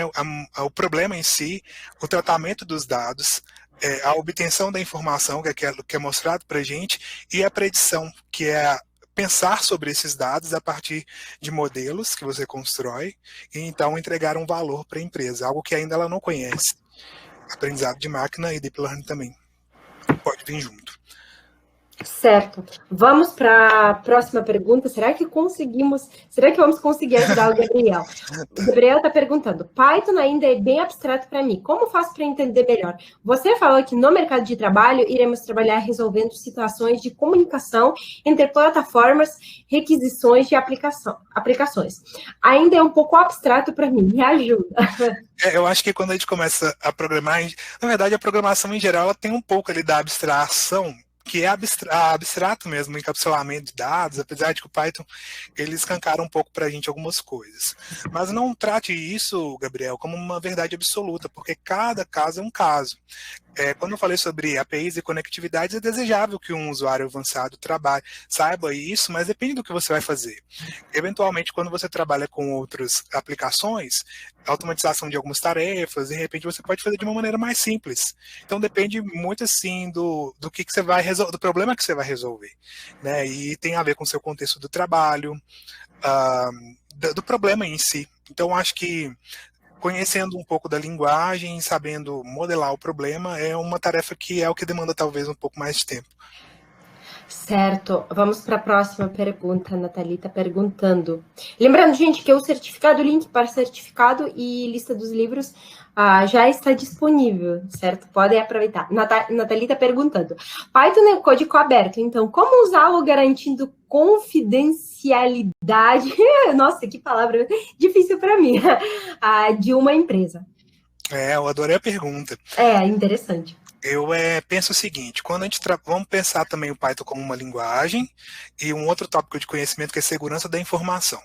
Então, pensando em segurança da informação, se você vai trabalhar num sistema em que web, por exemplo, o Django, etc., você precisa garantir de recursos de criptografia, de proteger o seu servidor, para poder mas poder criar barreiras de acesso malicioso a esses dados. Então, parte desse princípio que é o básico. E é por aí. Por exemplo, o Mozilla também é código aberto, mas isso não significa que a gente está... as pessoas, elas vão quebrar o Mozilla e isso vai acontecer. São aspectos diferentes. Às vezes uma empresa, ela tem recursos financeiros e coloca em xeque muitas coisas, né? Inclusive a informação da vida das pessoas. Mas eu acho que passa pelo conceito de segurança da informação e não mais em relação ao Python, preocupação do Python em si. Certo. Vamos para a próxima pergunta. Viviane está perguntando: Python possui biblioteca de modelos matemáticos e estatísticos prontos para aplicar ao banco de dados? Sim, isso que é o mais legal. Quando a gente trabalha com análise de dados, as principais bibliotecas são NumPy e Pandas. E eles têm modelos assim mais fáceis, por exemplo, média, variância, desvio padrão, que são os básicos para uma análise de dados, de uma maneira mais automatizada. Além disso, você pode usar essas bibliotecas, mas existem outras metodologias como X-square, quadrado de não sei das quantas, que, enfim, são várias métricas que você pode utilizar de fontes externas, você não é obrigado a usar só as bibliotecas, tá? Mas você pode usar essas bibliotecas que já oferecem essas facilidades para você utilizar da estatística, porque senão ia ser mais difícil. E uma das grandes vantagens do Python é que ele trabalha de uma maneira mais fácil utilizando dessas bibliotecas. Certo, Felipe, vamos para mais duas perguntas, duas últimas perguntas. O tempo voou, né? Então, a Adriana está perguntando: sou formada em matemática e fazendo pós em sistema de informação. Vou começar do zero. Será que eu consigo acompanhar e aprender no curso? Eu acho que sim, pela estrutura, pelo Sim. tudo que eu vi, pelo trabalho da parte de produção do Mentores. Vai conseguir sim. Felipe, qual é a sua opinião? Quando a gente... Vou falar um pouquinho também do que, assim, da minha experiência, assim, porque quando a gente está num curso, em geral, sistemas, o que a gente quer? A gente quer uma progressão na nossa vida, a gente quer ganhar muito dinheiro, a gente quer ser feliz e usufruir desses recursos. Mas a gente tem que ir com expectativas sim reais, a gente aprender em relação ao curso, mas entender que o conhecimento ele não termina naquele curso. A área de tecnologia, ela precisa de ter umas conexões assim mais amplas para que você entenda um pouco do contexto em geral e você consiga modelar e resolver problemas. Então, com Python você vai aprender a lógica de programação, você vai conseguir resolver problemas em geral, você viu que você pode atuar em diversos ecossistemas, aí você pode começar pensando se dentro daqueles ecossistemas e processos de trabalho, algum deles se encaixa para você. E aí você pode avaliar, o Python é para mim? Ótimo, então vou começar com Python, eu sei que eu vou ter bons salários no mercado, vou ter ofertas de emprego, tem alta demanda, é uma segunda linguagem, então você tem motivos que a gente falou durante toda a aula para poder treinar. Quanto a conseguir acompanhar, eu creio que sim, porque é um curso que você pode desenvolver no horário que você deseja, mas você deve se manter assim, decidida e dedicada a manter-se firme nos estudos, e a vantagem dele é que não são módulos muito longos, então você coloca como meta lá, de repente, no final de semana assistir todo o módulo e produzir os exercícios do módulo em geral e entregar, e aí você vai anotando aquelas tarefas no papel e você vai sentindo o que você está aprendendo e desenvolvendo. Depois que terminar esse curso do Python, você pode tentar o Python Pro e também, quem sabe, outras linguagens, porque elas são sim complementares. À medida que você aprende uma linguagem, a lógica você já vai absorver de outra. E também se você fica mais apto, por exemplo, a conseguir outras vagas de emprego que exigem outras linguagens. Então, tudo que você aprender é interessante para o seu desenvolvimento. Certo, obrigado, Fê. E vamos para a última pergunta por hoje. Se eu for desenvolvedor web em Python, por onde começo? Frameworks? Sim. Ismael está pedindo dica. Eu acredito que sim, porque, por exemplo, de repente, se você for começar ali muito do zero e trabalhar com... vamos supor, o Google Colab, ele não vai ser legal para você trabalhar com o desenvolvimento web. É melhor que você use ali o Visual Studio Code, o PyCharm, o IntelliJ, para poder instalar, né, o Django ou o Flask e poder ir utilizando da sintaxe que tem mais direcionada para essa biblioteca. E assim você vai vivendo os desafios que são mais relacionados a esse ecossistema. Por isso que eu também coloquei esses ecossistemas, porque é natural, gente. A gente tem uma dificuldade para a gente entender qual área que a gente vai entrar, porque a gente vai descobrir ao longo do processo. Mas se você conseguir definir isso antes, você já vai direcionado para aquele caminho ali. Contudo, se você aprende bem a sintaxe básica, na hora de enveredar para qualquer um desses caminhos, você vai ter mais facilidade. Certo. Felipe, muito obrigada. Chegamos, nosso webinar chegou ao fim, né? Galera, ainda dá tempo a aproveitar e clicar no botão, os últimos minutos, garanta a sua vaga. Os nossos mentores são maravilhosos, você pode ver no exemplo do Felipe e do conteúdo. Manda no chat o que vocês acharam do webinar de hoje. Vocês gostaram? Felipe, você gostou? Eu adorei, eu queria agradecer a presença de todo mundo, a participação. São 2 horas de webinar e a gente ainda tem um público aqui fiel, agradeço muito. Eu li aqui também os comentários sobre as expectativas em relação às aulas práticas e então a gente vai conversar com a Mentorama para a gente fazer um pouquinho mais de prática, para a gente poder atender todos os públicos. Convido também a verem os outros webinars que são complementares e a gente se vê na próxima aula aí. Lembrando, se você quer mais prático, topa aqui. A mentora me espera por vocês. Na nossa escola tem bastantes oportunidades, bastante possibilidade para vocês praticar, tentar errar. Sim, errar, porque é assim, você pode errar quando você aprende. Depois, no trabalho, já não tem como. Fica difícil. Tá, mais uma vez, gente, muito obrigada, Felipe. Muito obrigada, grande prazer. E até a próxima, que com certeza vamos esteja lá. Com certeza. Muito obrigado. Tchau, pessoal. Um abraço. Tchau, gente. Obrigada. Tchau, obrigada.